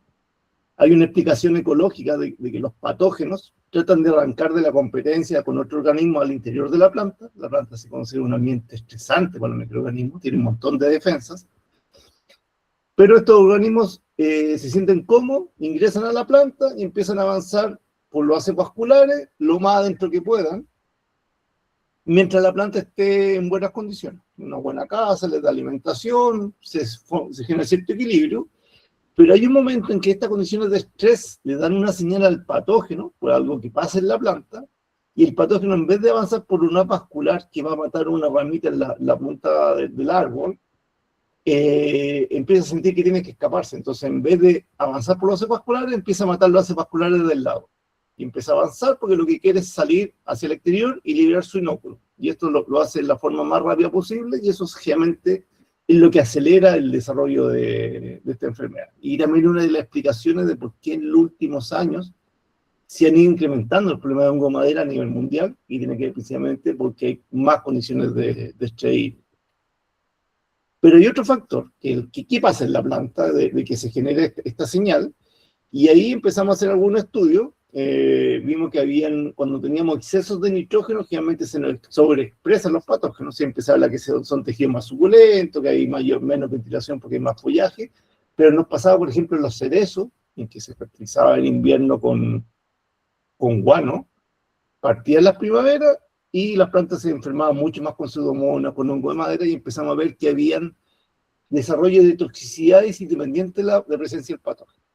Y ahí caímos en esta teoría, una teoría bastante antigua, que es la teoría de la defensa óptima, que es lo que dice esa teoría, que en condiciones de poco nitrógeno, la planta atesora el nitrógeno con carbono. Y es lo que uno ve en las zonas no agrícolas, especialmente en los campos, en las zonas más desérticas, que las plantas gastan un montón de energía en espinas, en hojas coriáceas, etcétera, porque no quieren que nadie les coma ese tejido porque les costó mucho y no hay suficiente nitrógeno disponible. Pero cuando hay exceso de nitrógeno, se genera una acumulación de amonio y existe el riesgo de intoxicación. Y ahí lo que hace la planta es que diluye el nitrógeno en tejido débil. Porque simplemente quiere rápidamente pescar ese nitrógeno y transformarlo en tejido verde para no quemarse. Y en ese proceso apaga las señales de defensa. Y está demostrado que apaga ácido salicílico, ácido jamónico, un montón de enzimas y proteínas de defensa, y empieza a crear tejido más débil. Y esa señal de estrés es generalmente la que le llega al patógeno, que le dice, subió mi nitrógeno y bajó el carbono, porque las plantas y los patógenos no saben que nosotros fertilizamos. La única forma en que haya una subida violenta de nitrógeno respecto al carbono en la planta es que la planta cerró los estomas, paró de fotosintetizar y empezó a utilizar sus reservas de almidón y azúcares para respiración, pero también para incrementar la cantidad de soluto en el tejido para que no se pierda el agua. Por lo tanto, lo que percibe el patógeno, lo que percibe la planta, es que me voy a morir porque tengo exceso de nitrógeno. Por lo tanto, la planta, cuando para ese estrés, empieza a producir más tejido débil, y el patógeno tiene la señal de que la planta se va a morir y la mata más rápidamente. Y ahí es donde los microorganismos empiezan a jugar ciertos efectos, porque el otro problema que tenemos con las plantas cultivadas es que la empezamos a regar perfectamente desde que parte la rotación, hasta que en un momento la demanda de agua es superior al aporte que pueden hacer las raíces o el sistema de riego, y la planta se me estresa en 1 o 2 días, pasa de una condición óptima a una condición subóptima. Entonces, nunca hubo un aviso previo. No es como las plantas en el cerro que uno las mira, llega a pleno verano y están prácticamente igual que como cuando brotaron, porque ya partieron con una condición de estrés. Y ahí uno puede trabajar con microorganismos para que generen cierto tipo de señales para que estas plantas tengan una señal honesta de que vienen condiciones difíciles más adelante, que no todo siempre va a ser jauja, y que se preparen para estas condiciones de estrés.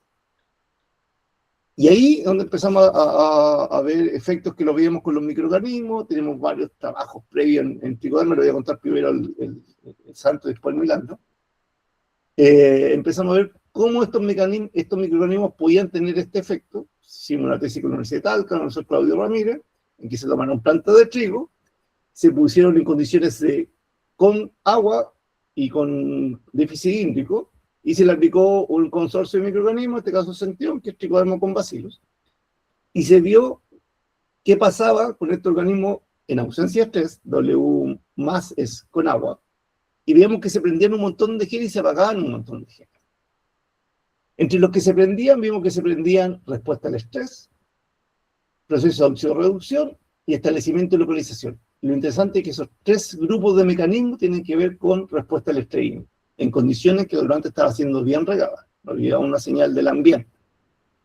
Empezamos a ver los genes relacionados, bueno, está de transporte y toxificación de metales pesados, agua porina, que tiene que ver con el transporte más eficiente de agua, deindina, que tiene que ver con que las paredes de los vasos vasculares no se colapsen cuando falte el agua, peroxidasa con los procesos de oxidorreducción, y defensinas que tienen que ver con defensa.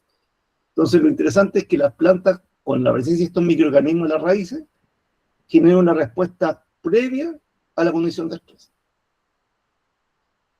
Vimos qué hacía la planta en estrés. Había proceso de oxidorreducción, que era lo esperable, pero miren el efecto que tiene en el proceso de metabolismo del carbohidrato. Que lo que está haciendo la planta es que se está gastando la reserva, porque como después de fotosintetizar tiene que comer de alguna parte y ocupa su reserva, pero además empieza a producir prolina y otros azúcares que le ayudan a evitar que se pierda el agua, e incluso empieza a degradar ciertos tejidos para empezar a reciclar nutrientes. Entonces se genera una respuesta bastante violenta. Lo que habíamos visto con sentido previo al estrés, teníamos esta respuesta previa, y cuando hay condición de estrés, si se ven, no hay activación de la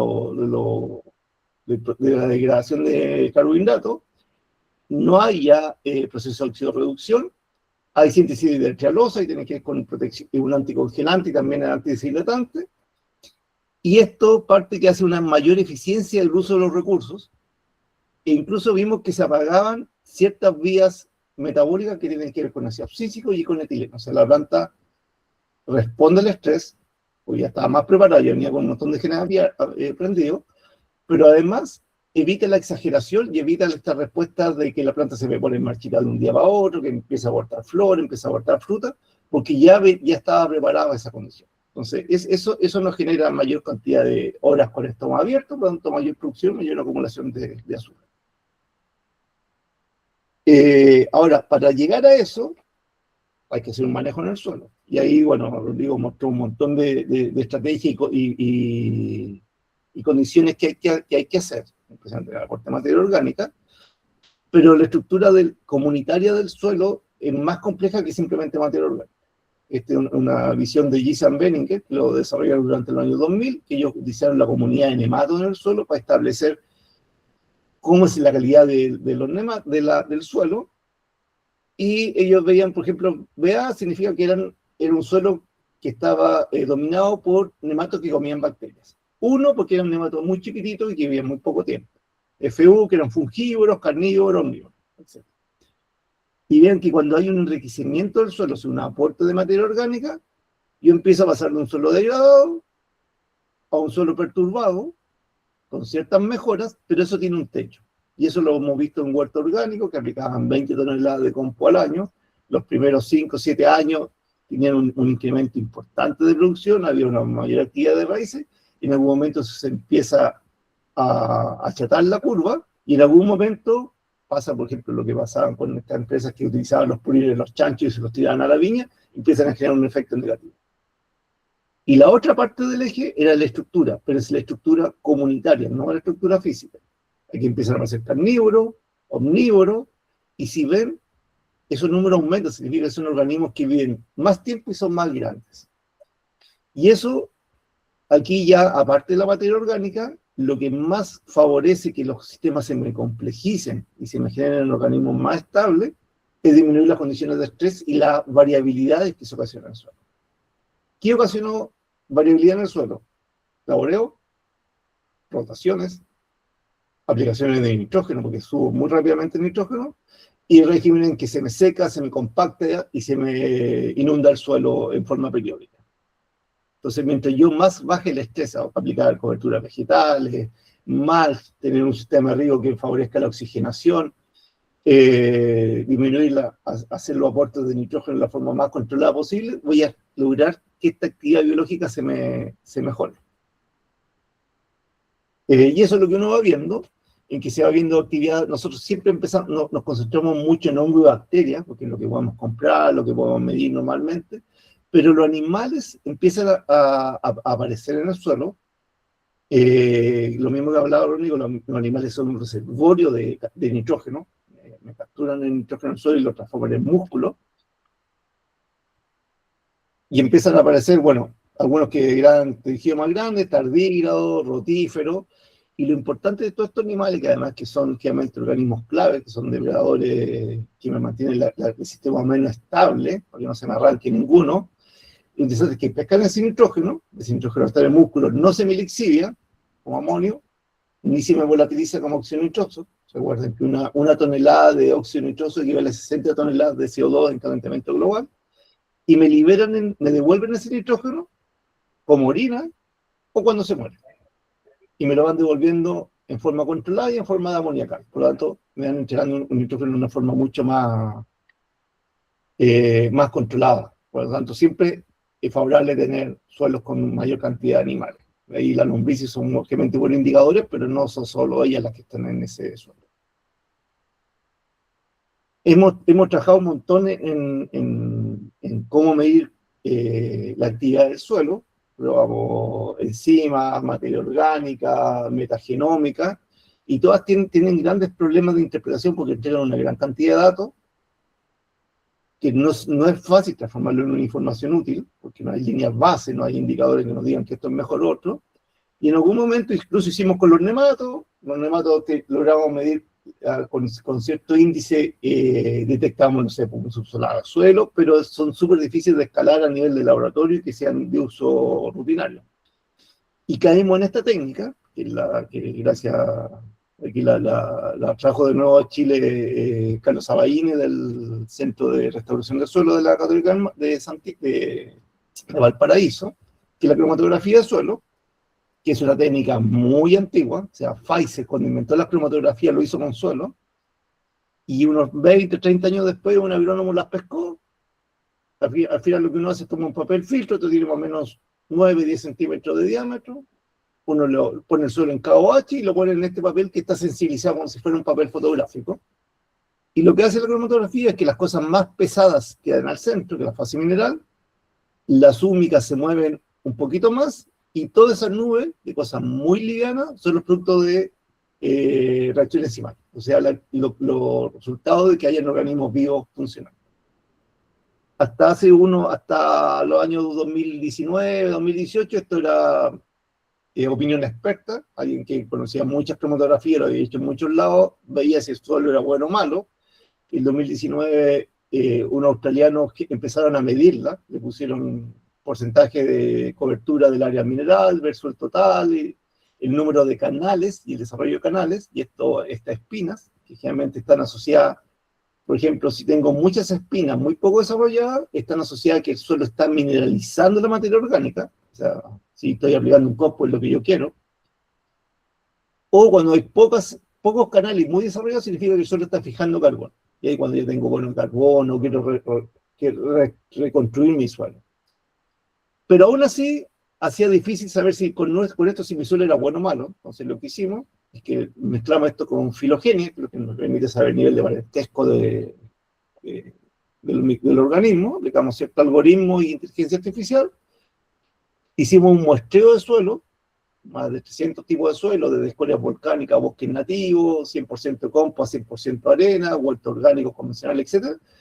Y lo que generamos fueron esto, que fue en forma de agrupación por máxima verosimilitud, y generamos clústeres. Estos clústeres los asociamos, la cromatografía ya en vez de decir cómo era mi suelo, me decía a quién me parezco.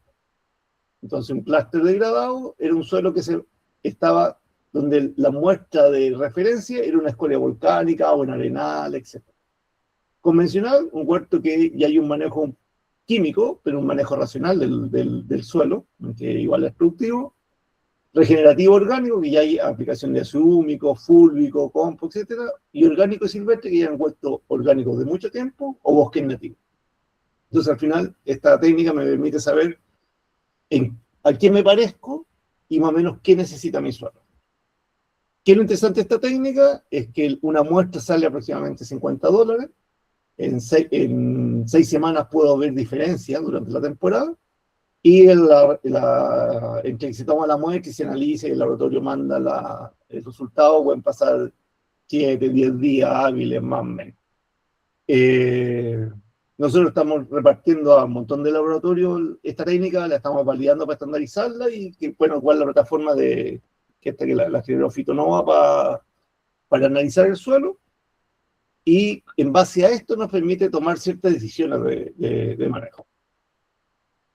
Hicimos correlaciones junto con Sumidagro, con los sistemas de SoilScan, y vimos que mientras más actividad enzimática de las cromatografías se correlacionaba muy bien con materia orgánica. Miren, actividad enzimática con aumentos de pH y con aumentos de conductividad, miren el efecto importante que genera. Y esto es súper importante porque realmente en suelos más alcalinos voy a tener menos actividad biológica, y cuando incremento la conductividad también tengo una disminución importante de actividad biológica. ¿Qué nos pasa también cuando analizamos suelos, por ejemplo en Atacama? Veíamos que fertilizaban y realmente la actividad del suelo no variaba mucho, pero cuando iba a Osorno y le aplicaba el fertilizante, tenía una caída violenta de la actividad microbiana. Porque en Atacama naturalmente hay sales, la comunidad microbiana de ese lugar está más o menos adaptada a esas sales, por lo tanto cuando aplico fertilizante para una viña serán 100, 150 kilos de soluble, no es tanto en el aporte de sales, pero imagínate un suelo de Osorno ácido, con 15% de materia orgánica, y le meto 600 toneladas de sales, que son fertilizantes solubles, tienen un impacto violento. Bueno, actividad enzimática con cobre, ahí siempre lo mostramos en Perú, porque en Perú hay cierta tendencia a aplicar cobre para controlar un hongo en el suelo, y la oxigenación del suelo. Y aquí esto es súper importante, lo que decía, lo digo, sin oxigenación realmente no hay nada. Ahora siempre Eduardo Alonso decía la regla de 3, tú puedes vivir 3 meses sin comida, 3 semanas sin agua y 3 minutos sin aire. Entonces siempre es más importante tener aire que tener agua o tener comida. Ahora, ¿cómo se construye el suelo? Es igual como en lo que se basa en el principio de sucesión ecológica. Pensemos un suelo que viene de una escoria volcánica o de mineralización en zonas donde no hay vegetación. Obviamente lo primero que llega son los líquenes, que es un hongo que captura un alga y la obliga a fotosintetizarla, eso empieza a fijar en materia orgánica, eso después permite que lleguen los musgos, empiezan a llegar a otras plantas, plantas colonizadoras que funcionan en sistemas muy pobres, después empiezan a aparecer plantas que tienden a liberar el fósforo, o lo solubilizan o lo traen de estrata muy, muy baja y lo suben. Ese fósforo sirve para que las leguminosas o la actinorrícica generen asociaciones para fijar nitrógeno. Recuerden que el nitrógeno en las plantas hay 2 tipos de asociaciones, están los rizodios con leguminosas y las franquias, que es otro tipo de bacteria que funciona con la actinorrícica, que está, por ejemplo, las casuarias y distintos tipos de plantas. Y después empieza a tener un incremento de bosque, por ejemplo, un bosque xerófito, hasta llegar a un bosque de roble más estable. Y aquí hay 2 componentes importantes. Uno, que para pasar de estas zonas, que generalmente son las de máxima producción y máxima diversidad, a una zona más estable, generalmente necesito bajar el estrés, pero este factor es ineludible, es el tiempo.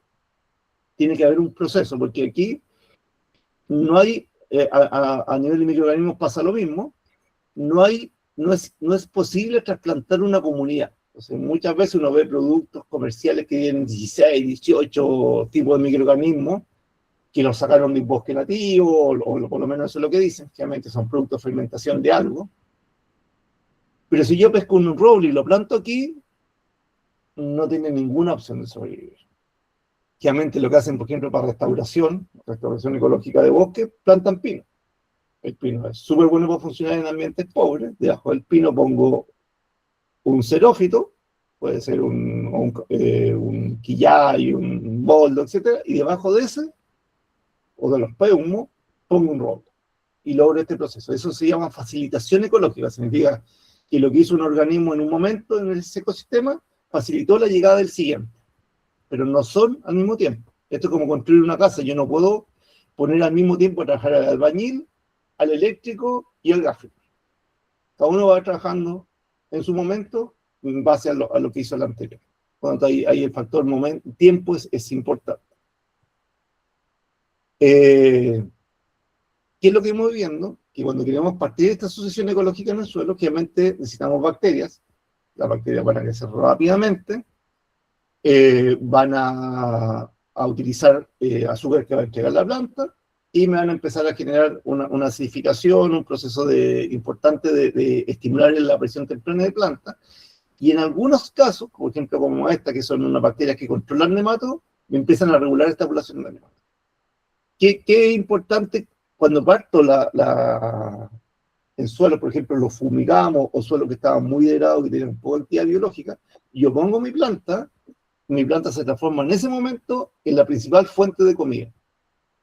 Por lo tanto, si tengo nemato, voy a favorecer al nemato fitoparásito. Entonces, aquí lo que nosotros hemos hecho es partir obviamente con esta bacteria que controla el nemato, que además estimula el crecimiento temprano de raíces, porque generalmente lo que pasa con los químicos es que yo ocupo un químico, me mata los saprófitos, que son estos, me mata los fitoparásitos, pero cuando se acaba el químico, vuelven a subir. Y como generalmente los depredadores son un 10% de la población de los herbívoros, por la transmisión de energía, siempre se me van a volver más rápido los fitoparásitos que los depredadores. Y generan estos efectos de rebote, y eso ha hecho que el uso de nematicidas químicos cada vez se ha disminuido. En Brasil, por ejemplo, el 90% del control de nematos es biológico. Químico realmente no funciona. Y lo interesante de estas bacterias, que como atacan la cutícula de los nematos, se pegan aquí, y la cutícula de un nemato fitoparásito es distinta a la de un saprófito. La de los fitoparásitos está diseñada para aguantar las defensas químicas de la planta, y el saprófito o el de vida libre está diseñado para aguantar el rigor de moverse en el suelo. Son cutículas muy distintas. Por lo tanto, logramos matar solo los fitoparásitos y dejamos libre a los saprófitos. Por lo tanto, eso evita que no haya rebote, que haya un cambio en la estructura comunitaria del suelo, y más encima estas bacterias hacen que generalmente se active más rápido las raíces. Y eso es súper importante, porque mientras más tiempo tengo raíces creciendo, tengo más reserva, más absorción de agua, y evito que las subidas de nitrógeno sean muy violentas. Y ahí viene el fósforo. El fósforo es una condición muy importante en el suelo, porque aparte de entregarle nutrientes a las plantas, entregarle para hacer procesos de alta energía, me permite que los organismos de vida libre o simbióticos que fijan nitrógeno puedan fijar ese nitrógeno. El fósforo es el componente principal de esa fase de la sucesión del suelo. Entonces, cuando logro solubilizaciones de fósforo, logro tener esta eficacia. El fósforo es sumamente escaso.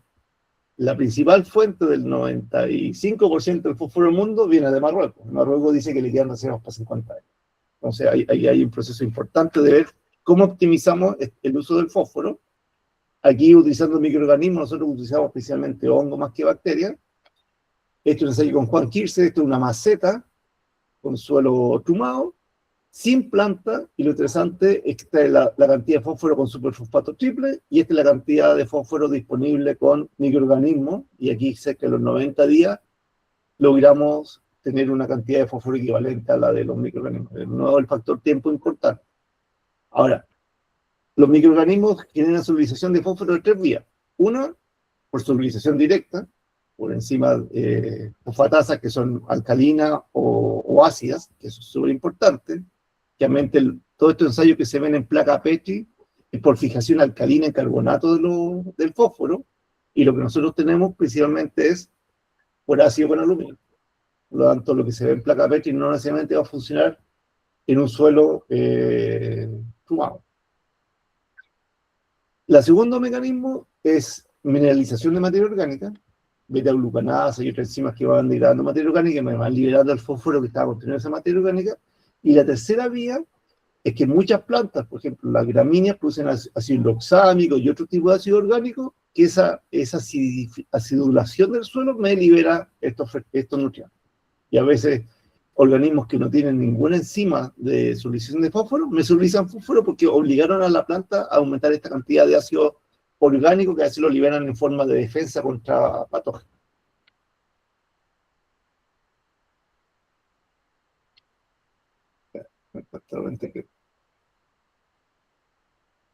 Ya. Ahora, empezamos con la parte de microorganismos. Realmente se habla mucho de los tricodermas, que tienen un montón de funciones. Hay tricodermas que están controlando citósporo, que es un hongo de madera que habita en la hojarasca del suelo. Controlan distintos tipos de hongos. Hay realmente por competencia, por parasitismo. Hay otros tricodermas controlando otitis. Aquí hay un efecto de competencia y después hace un switch a controlar por depredación. Son dos mecanismos ecológicos distintos. Hay, bueno, efectos en estructura, colonización de picnidio o esclerosis en el suelo.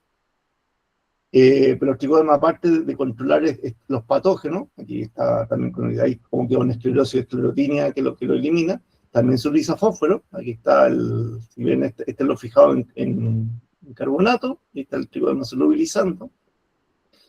Crecen hacia las raíces, los microorganismos tienen que crecer las raíces porque la raíz está bombeando azúcar al suelo, la pesca del carbono en el suelo, la tira a las raíces, por lo tanto los microorganismos empiezan a colonizar, principalmente los meristemas, pero como crecen sobre las raíces, a la planta le empiezan a pasar cosas raras, no sabe si este hongo que está ahí es bueno o malo, por lo tanto compensa, produciendo más raíces, asumiendo que va a haber un patógeno que le va a matar las raíces, incluso ramifican más las raíces, que como si tuviera una punta, y eso le permite tener un crecimiento más sostenido.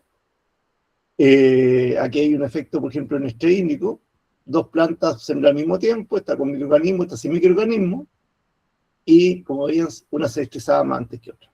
Ahora, ¿cuál es el problema de ese video? Es que para todos esos mecanismos utilizamos 12 cepas distintas de tricoderma. Cada uno hacía cosas distintas, y eso es súper importante. No todos los tricodermas van a hacer lo mismo, incluso el mismo tricoderma producido en forma distinta me va a generar resultados distintos. Y ahí es cuando empieza la complejidad para los agricultores, porque yo no puedo pescar si yo pesco dos switch, o sea, dos productos con fenexamid, y uno tiene 40% y el otro tiene 60%, yo sé que el de 60 requiere una dosis menor. Aquí puedo tener misma especie, concentraciones de 10 o 100 veces distintas, y puede que el que tenga menor concentración sea mejor que el que tiene más. O que tenga 10 cepas, el otro tiene 20, como cuando le venden los probióticos a la farmacia. La única forma de comparar dos productos biológicos es un ensayo en las mismas condiciones experimentales. No se pueden comparar por etiqueta. Entonces eso es importante y eso complejiza un poco el tema de la visión. Ahora, ya había mostrado un poquito el santo, ahora el milagro. Este metésima giste, esto es trigo con 100% riego, trigo con 50% riego, trigo con 100% riego, 100% riego y tricoderma, y trigo con 50% riego y tricoderma, pero aplicado antes de la condición de estrés. Y eso también es súper importante. Si yo cuando voy a hacer aplicaciones de microorganismos al suelo, tengo que hacerlo previo a las condiciones limitantes, si es que quiero este efecto. Y ahí hablan de las micorrizas. Las micorrizas tienen un gran problema comercial, que tienen hay algo que se llama win rate, que es de 10 ensayos que yo hago, ¿en cuántos ensayos tengo diferencias significativas con el testigo?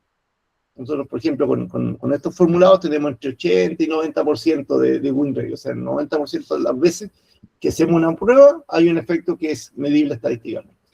Las micorrizas tienen un 50%. Eso significa que su eficacia es igual a su consistencia es igual al azar. Pero no es porque las micorrizas no funcionen. La mayoría de las veces que yo apliqué micorriza a un suelo y no vi ningún efecto en mis plantas, que ya estaban cultivadas en ese suelo, no es porque las micorrizas no funcionaron, es porque ya había micorrizas en ese suelo. Hay un estudio que estima que el 90% de las plantas, no de la especie, de las plantas, de los individuos, ya están micorrizadas.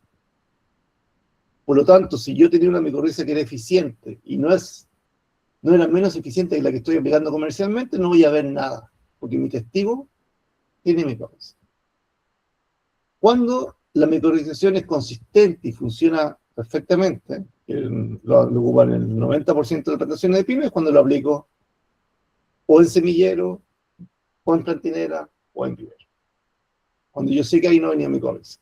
Y voy a llegar a un suelo que probablemente las micorrizas nativas no sean tan eficientes. Por eso, ese es el gran problema comercial, pero no es que las micorrizas no funcionen, es que muchas veces ya las plantas están micorrizadas. Condiciones salinas. Este es un ensayo que hizo, una tesis que hizo Jorge Retamale hace un montón de años. Estas eran plantitas de frutilla que estaban en un suelo que se había salinizado artificialmente, se pusieron en estos rizotrones y se midió el efecto en incremento de hoja, de peciolo, bueno, por ahora no, las plantas no alcanzó a ver diferencias, raíces, raicilla. Veíamos la diferencia con técnica súper avanzada para la época, que era el papel milimetrado y marcando las raíces, y se ve este incremento de volumen de raíces. Y esto es súper importante, obviamente lo que hacen los microorganismos en el suelo para incrementar raíces es una respuesta más que una inducción. Cuando yo tiro una auxina, yo alargo las raíces. Aquí lo que generalmente se ve es que tengo una exploración que es mucho más organizada, mucho más ramificada, por lo tanto tengo mayor capacidad de intercepción de nutrientes. Fíjense que si por aquí va a pasar el agua y el nitrógeno, solo lo que pasa por esta franja va a ser capturado, en cambio tiene una franja mucho más grande. Ahora lo estamos ocupando otras técnicas, este es el sector tratado, este es el no tratado, medido con el NDVI, y vemos que generalmente lo que logramos con esta aplicación de microorganismos es bajar los niveles de estrés, rojo más estrés, azul menos estrés, pero generalmente lo que uno logra son mayor homogeneidad de huertos. ¿Por qué? Porque generalmente como son respuestas de prevención del estrés, hago que las plantas que estaban bien sigan bien, y las que estaban más o menos mal se equiparen. Generalmente no se generan sobrevigor. No es, por ejemplo, los vemos en los viveros y hay incremento de diámetro de tallo, pero no hay etiolación. Entonces las plantas generalmente se hacen más robustas porque crecen y parten la temporada pensando en que van a tener una condición limitante en el futuro. Y aquí es donde empezamos de nuevo a jugar con el tema de que no hay respuesta única, necesitamos un indicador de calidad de suelo, porque en este caso, que un ensayo que hizo Antonio Gaete, en un huerto orgánico que tenía bastante tiempo, probamos un testigo, sucesión microbiana, que eran 3 tipos de microorganismos, más 3 tipos de enmiendas orgánicas que alimentaban esos microorganismos, y un solo microorganismo sin nada, aplicado que este es el final del programa de sucesiones que tenemos. Lo interesante es que la sucesión sí mejoró lo que hacía el huerto, pero el mejor resultado era el que tenía menos aplicaciones, sin enmienda orgánica, porque cuando tenemos este factor tiempo, hay que tener cuidado con venirse para atrás. ¿Qué es lo que estoy diciendo aquí? Aquí dejo la microbiota natural del organismo, del suelo. Aquí puse los microorganismos y le empecé a dar azúcares simples al inicio, después un poquito más complejo como almidón, y terminamos con un quitosano, una estructura que es un polímero más difícil de degradar. Aquí generalmente estamos solo con la final. El tema es que como ya era un suelo orgánico, ya tenía una actividad biológica que era capaz de degradar cosas más o menos complejas. Por lo tanto, cuando yo lo que hice aquí es que a alguien que estaba comiendo picado le di colado y lo revierto. Y eso ha pasado, por ejemplo, con estas aplicaciones de azúcar, de melaza, que sí, son buenas para el inicio. Cuando tengo poca actividad fotosintética y mis reservas fueron pobres, y yo aplico azúcar temprano, yo permito alimentar a la planta con ese azúcar. Le estoy dando al pescado en vez de enseñarle a pescar. El nitrógeno es el anzuelo, no es lo que quiere la planta es carbono. Pero si eso lo mantengo en el tiempo, yo mantengo infantilizada mi comunidad del suelo y favorezco bacterias, levaduras y no permito que organismos más complejos se integren. Si yo tengo mucho azúcar, voy a tener levadura, por lo tanto no voy a tener tricoderma, no voy a tener bacillomycetes. Entonces aquí es importante saber en qué condición está mi suelo para saber qué cosa tengo que hacer. Condición diametralmente opuesta, huerto orgánico también, pero un suelo que se había degradado, lo habían sobreexplotado, entonces lo hicimos con Carlos Pino, tratamiento sin hacer nada, solo centeón, que era la fase final de las sucesiones, solo los microorganismos, y los microorganismos más aportes nutricionales para los microorganismos. Y en este caso, que era un suelo que estaba mucho más pobre, sí tuvimos un impacto de aplicar toda la estrategia. Por lo tanto, es importante que yo pueda discriminar, porque cuando hago estos saltos, pueden significar que yo en algún momento, en este huerto, yo ya necesito aplicar ácido húmico, excepto que tengo un problema de compactación, pero obviamente lo voy a aplicar cada cierta cantidad de años, pero no para la actividad microbiana. En algún momento ya no necesito meterle más materia orgánica. Y eso en costo significa un salto importante en la rentabilidad del huerto. Al final, con un poquito de microorganismos, logro mantener este equilibrio en momentos muy, muy precisos y evito de estar tirando para atrás el sistema. Esto es un ensayo en Atacama, condición muy, muy difícil, que aparte de las condiciones salinas del suelo, tenemos un problema de que en algún momento se seleccionaron mal los patrones en Atacama, y los patrones parten mucho más tarde que la variedad, por lo tanto la variedad empieza a chupar agua y la raíz parte más tarde, y eso hace que nunca parta bien. Aquí aplicar ácido sulfúrico, fosfórico, para sacar un poco la sal para activar el suelo, lo sacamos, solo con microorganismos, logramos incrementar en forma importante las raíces. Esto nos dio casi el triple de raíces secundarias. Nosotros jugamos raíces, jaula de raíces, o sea, solo hay raíces nuevas en la jaula. Eso nos incrementó un poco el peso racimo, incrementó los Brix, porque al final lo que estamos viendo es que hay menora de estomas cerrados. Generalmente no aumento el porcentaje de reserva en las raíces, pero como tengo el triple de reserva, tengo el triple de reserva. O sea, triple de raíces, tengo el triple de reserva. Y generalmente se nos mueven los calibres. Entonces, ¿qué es lo interesante? Con estas estrategias podemos tener en la temporada un impacto en el cultivo. Y probablemente en 2 a 3 temporadas podamos tener impacto en el suelo. Condición muy distinta, en suelo clase 1, con un ciruelo muy antiguo, también programa de sucesiones. En huertos viejos logramos igual activar las raíces. Aquí hay una respuesta inmunológica a la planta, no es hormonal, entonces generalmente hay una respuesta que es mucho más orgánica. Un incremento significativo en calibre, en peso de fruto, y se nos mueve la curva. Generalmente, ¿qué es lo que se nos mueve la curva? Lo que está al centro. Lo que está muy, muy estresado generalmente no cambia, y lo que está en el extremo también se mantiene. Se ven grandes esa diferencia, pero al final son un 8% y aquí tenemos 35%. En maíz, aquí en cultivos, lo que estamos tratando de apostar es una reducción de la fertilización, pero aquí era simplemente la aplicación de los microorganismos. Logramos incrementar altura de planta, largo de raíces, peso seco, 2 cultivares distintos. Este mayor volumen de raíces, como decía, captura más nutrientes y más agua, y pasa esto, más homogeneidad. Y generalmente en maíz, lo bonito del maíz es que cuando no se llena la coronta, me indica los niveles de estrés. Entonces aquí, con la misma cantidad de agua, luego tener mucho más eficiencia.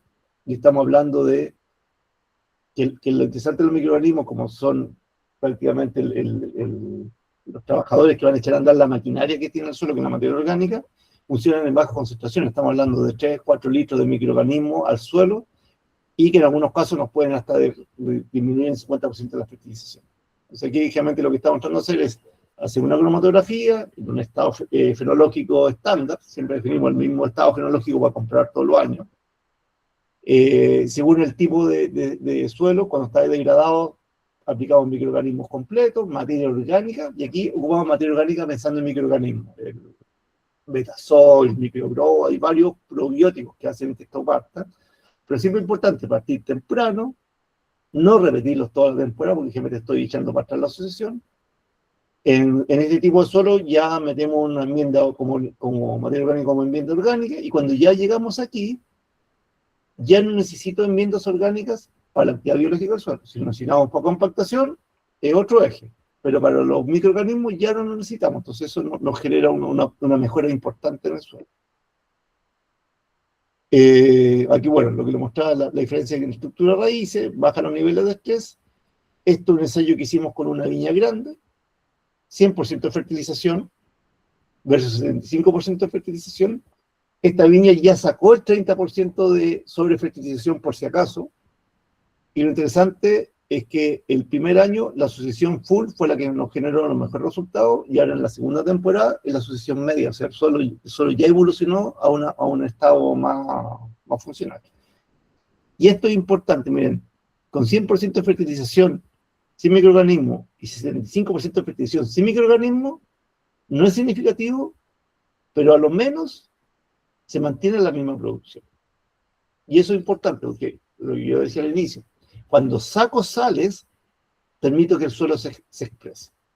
Entonces, en los frutales, yo puedo tratar de bajar las sales por que estén menos tiempo en el suelo, o sea, darlo más controlado, o bajar la dosis. Se pueden hacer los dos juegos, pero lo que pasa es que estén menos tiempo. Pero los microorganismos van siendo capaces de generar este incremento de eficiencia. Miren, un ensayo en tomate, esto lo hicimos cuando fue la guerra de Ucrania, estaban los fertilizantes de ahí, lo hicimos 2 temporadas, la primera de tomate de invernadero de Quillota, injertado, tomate con potencial de producción de 100 toneladas de tomate.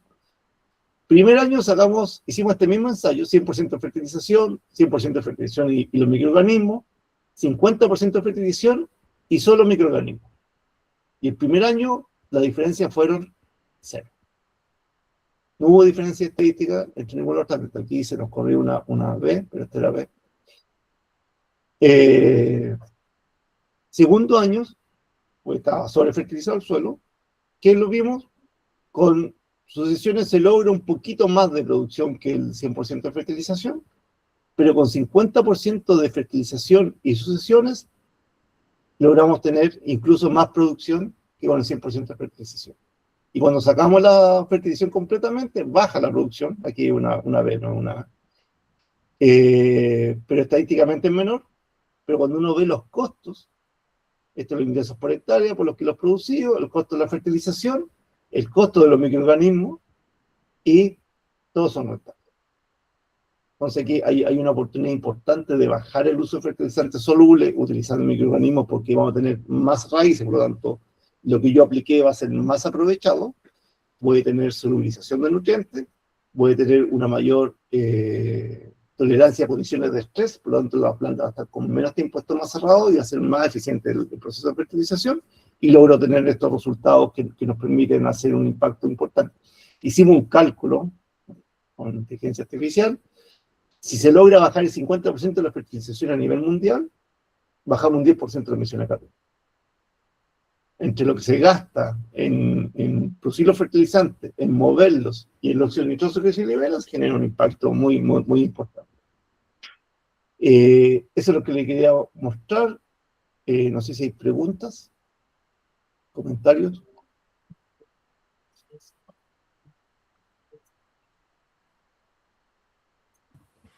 Eduardo, Sí. oye, gracias por la presentación. Ustedes, para poder hacer la recomendación del tratamiento más adecuado para una condición de suelo, ¿hacen un levantamiento de información? Sí, lo que estamos haciendo ahora, bueno, hay un levantamiento de información de qué tipo de manejo han hecho. En huertos regenerativos, orgánicos, obviamente nos vamos con la fase final de las sucesiones, pero también estamos empezando a utilizar las cromatografías para poder hacer un mejor ajuste de la recomendación. Claro, pero no, sí, es importante tener claridad qué se ha hecho antes y mi condición. Claro, cosa de entrar con el tratamiento adecuado para la condición de suelo en la que estoy. Sí, porque generalmente si tú aplicas el full, siempre va a tener un efecto positivo versus nada, pero va a ser menos eficiente a veces que haber aplicado menos cosas y va a tener mejor resultado y menos costo. Bacán.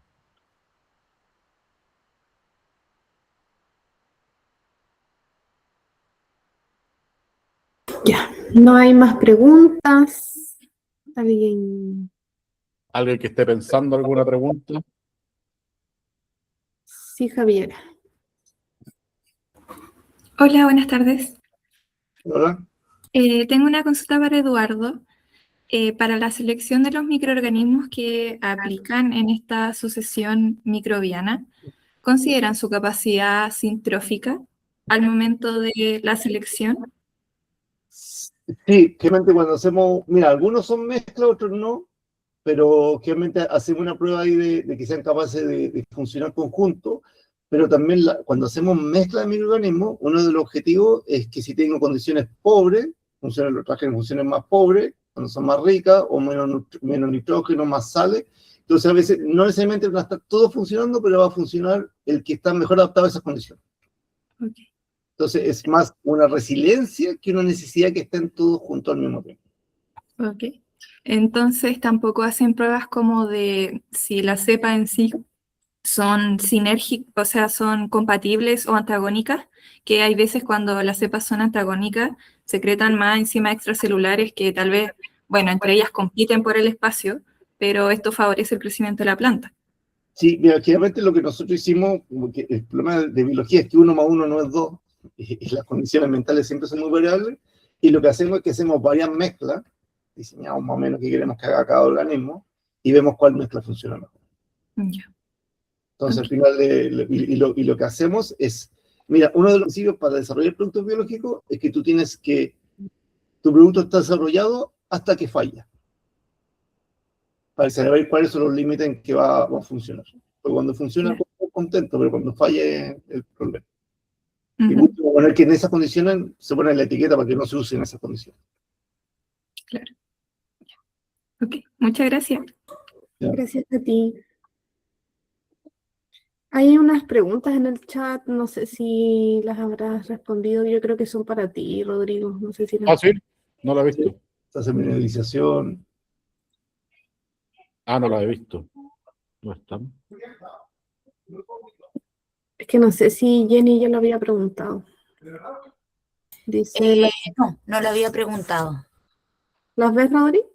No la encuentro. Abajito en la derecha Soy reñurdo. hay 3 monitos de la izquierda. El que dice chatear. Es que creo que eso lo entiendo. Por ejemplo, la pregunta que hice es si la tasa de mineralización la establece cada suelo. Me imagino que sí. A ver, la tasa de mineralización, sin querer recurrir a la frase típica del depende, pero lamentablemente depende, y uno lo que hace es asumir los supuestos con mayor información posible, sin que sean supuestos en base a nada. O sea, tratar de que el supuesto que yo considere tenga un respaldo. Por lo tanto, por eso yo planteo dependiendo de bibliografía, que podemos ver tasas de mineralizaciones de purines, por ejemplo, del 90%, hasta ciertos compost que van a tener una tasa de mineralización el primer año de un 10%, para poner los casos más extremos. Todos van a ser en base a bibliografía. No puedo yo tener una tasa de mineralización precisa. Por lo tanto, tengo que asumir ciertos supuestos y esos supuestos sean lo más cercanos a la realidad, pero como te digo, en base a bibliografía. Pero es muy difícil porque la cantidad de interacciones considera que la mineralización va a depender de miles de interacciones que van a ocurrir en el suelo y en la enmienda en sí misma. Por lo tanto, llegar a un número preciso es muy difícil. Entonces, la gracia es llegar al mejor supuesto posible, a través de bibliografía, etc. Claro, y también como para hilar más fino se tendría que hacer sí o sí un análisis químico. Lo que pasa es que sí, es súper bueno contar con un análisis químico propio del ambiente orgánico que se vaya a querer usar, pero generalmente uno confía en que las fichas técnicas de los productos comerciales que uno va a ir a aplicar o que va a comprar y va a aplicar son lo más realista posible. Pero sí, si querías hacerle tu propio análisis, mejor todavía. Es que, por ejemplo, como habías dicho de que se le aplicaba al suelo mayor o menor porcentaje de nitrógeno, o sea, de fósforo, o nitrógeno, no me acuerdo la presentación, cuál era el elemento, y me imagino que eso es en base al estado, a la cantidad que contiene el suelo. Claro, uno puede considerar dentro del balance nutricional, y debería considerarse el contenido de nitrógeno de un análisis de suelo. Ahora, ¿cuál es el problema? Que yo podría contar, por ejemplo, con un análisis de suelo te voy a inventar, de agosto, y eso va a ser una foto del momento, considerando la movilidad del nitrógeno, en particular hablando del nitrógeno, va a ser una foto del momento, no es preciso para el momento en que yo vaya a hacer la enmienda orgánica. Por lo tanto, vuelvo a lo mismo, voy a considerar un buen supuesto, pero yo tengo con un análisis nutricional de suelo, con un análisis mineralógico de suelo, voy a tener una fotito con respecto al nitrógeno. Con respecto a los otros minerales, en general, es mucho más estable, pero con respecto al nitrógeno voy a tener una foto. Entonces está bueno considerarlo, pero hay que considerar que va a variar un poco. Pero igual eso se podría aplicar a las enmiendas, porque también podrían variar dentro de sus concentraciones. Lógico. Por eso en la presentación yo puse un resumen que hizo Juan Hirschel de ciertas enmiendas orgánicas, pero no necesariamente la enmienda orgánica que vayas a comprar tú de manera comercial va a tener los mismos parámetros de calidad, por decirlo de alguna manera. Por eso es que uno tiene que ver la ficha técnica, y si, como dices tú, si es que uno quisiera incluso sacarle un análisis químico a la enmienda que yo compré, mejor aún, vaya a tener más información y vaya a poder ajustar más a ese supuesto. Ya. Y la última pregunta, estas enmiendas de materia orgánica, bueno, lo que hablaban igual en un momento hizo alusión a suelos forestales, pero eso me refiero como a cultivo en suelo, no, por ejemplo, no sé, en almacillera, por así decirlo, en el caso de producción de plantas a raíz cubierta en viveros forestales. ¿O ahí es otro tema? Sí, ojo que quizás no fui tan claro cuando lo dije. Cuando hablo de enmienda, o sea, de suelos forestales, me refiero a suelos, como lo dijo Eduardo en algún momento, suelos nativos, suelos sin intervención antrópica o suelos sin intervención agrícola. No son viveros forestales, no son plantaciones de pino o eucalipto, estamos hablando de suelos realmente nativos. Ya. ¿Cachai? Entonces, cuando hablaba del comportamiento de la materia orgánica en el perfil de un suelo forestal versus un suelo agrícola, el suelo forestal es un suelo nativo que no ha tenido intervención agrícola. Ya, vale. Muchas gracias. ¿De qué? Y muchas gracias a los dos. Tremenda charla.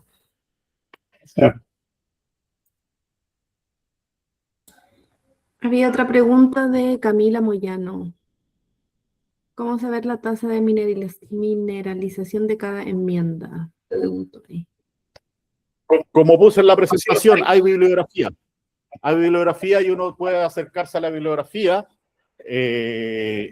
Honestamente no lo sé, pero podría ser de que algunas empresas de venta de enmiendas orgánicas puedan tener su propia tasa de mineralización, que insisto, va a ser un supuesto, pero va a ser un buen acercamiento a la realidad, con la cantidad de interacciones biológicas y químicas que hay en el suelo, es muy difícil ser preciso, pero está la bibliografía, eso es lo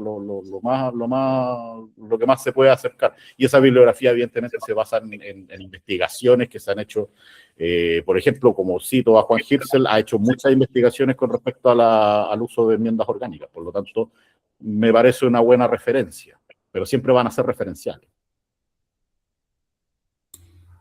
Súper. Ya, no sé si hay más preguntas, dudas. Ya nos vamos despidiendo. Vean nuestras redes sociales, Agro360 y a Bionativa.